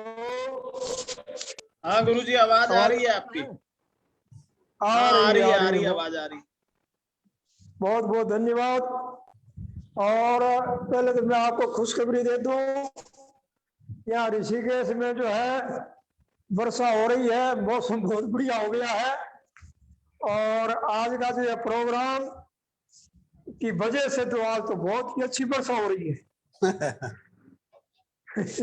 तो बहुत अच्छी बात है। ये विश्नोई पंथ और साहित्य और स्वतंत्र सेनानी लोग, इनके बारे में डॉक्टर राजा राम जी ने बहुत ही अच्छी बात बताई। ये तो जोरा राम जी का नाम तो पहले सुनते तो थे, लेकिन आज पूरा इतिहास इन्होंने बताया, बहुत अच्छी बात है। और जमसार में वर्णित धर्म और स्वतंत्रता को प्रत्यक्ष प्रमाणित करने वाली कथा का भी विस्तार से वर्णन किया। तो ये बहुत अच्छा प्रोग्राम रहा और मैं आशा करता हूं कि आगे भी इस प्रकार के बहुत सुंदर, ज्ञानवर्धक, आनंददायी प्रोग्राम होते रहे। और नई नई जानकारियां, नया नया ज्ञान और विष्णु पंथ के बारे में परिचय और विष्णु सूरवीरों का उत्साहवर्धन करने के लिए ये कार्यक्रम चलता रहे। धन्यवाद। सभी को मैं धन्यवाद देना चाहता हूं साहित्य अकादमी की तरफ से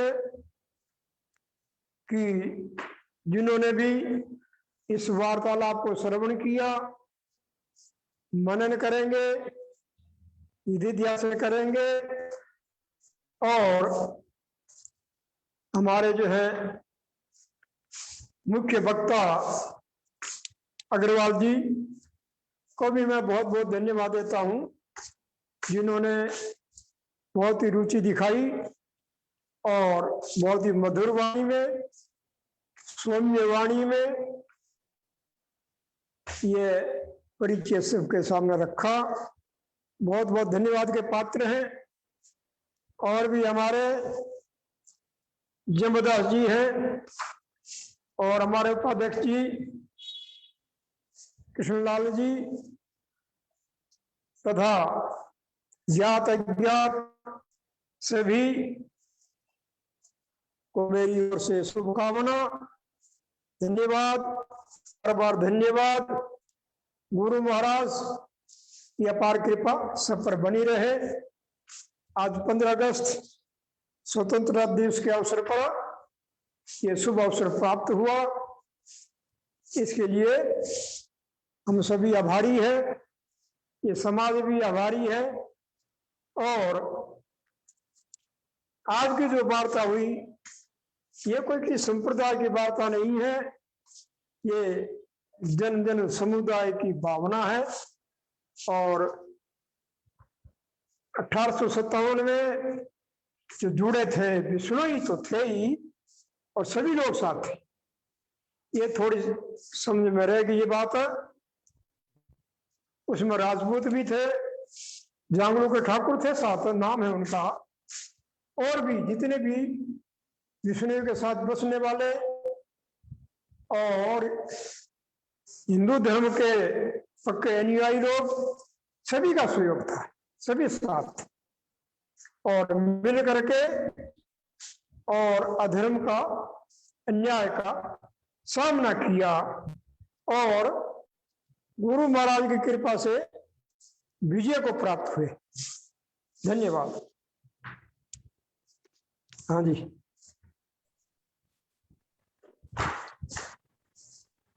बहुत बहुत धन्यवाद गुरुदेव। और अब इस आज की जामानी साहित्य संवाद श्रृंखला की 42वीं कड़ी का विधिवत रूप से समापन किया जाता है। आगामी संवाद श्रृंखला 5 सितंबर को आयोजित की जाएगी। 5 सितंबर को चूंकि शिक्षक दिवस भी है तो उसके उपलक्ष्य में शिक्षा से जुड़ा हुआ एक महत्वपूर्ण विषय है वो पटल पर रखा जाएगा। आप सभी जामवाणी मुमुक्षु श्रोताओं और दर्शकों से निवेदन रहेगा कि वे आगामी जामवाणी साहित्य संवाद श्रृंखला में भी इसी प्रकार से जुड़े और उत्साहवर्धन करते रहें। आपका बहुत बहुत धन्यवाद।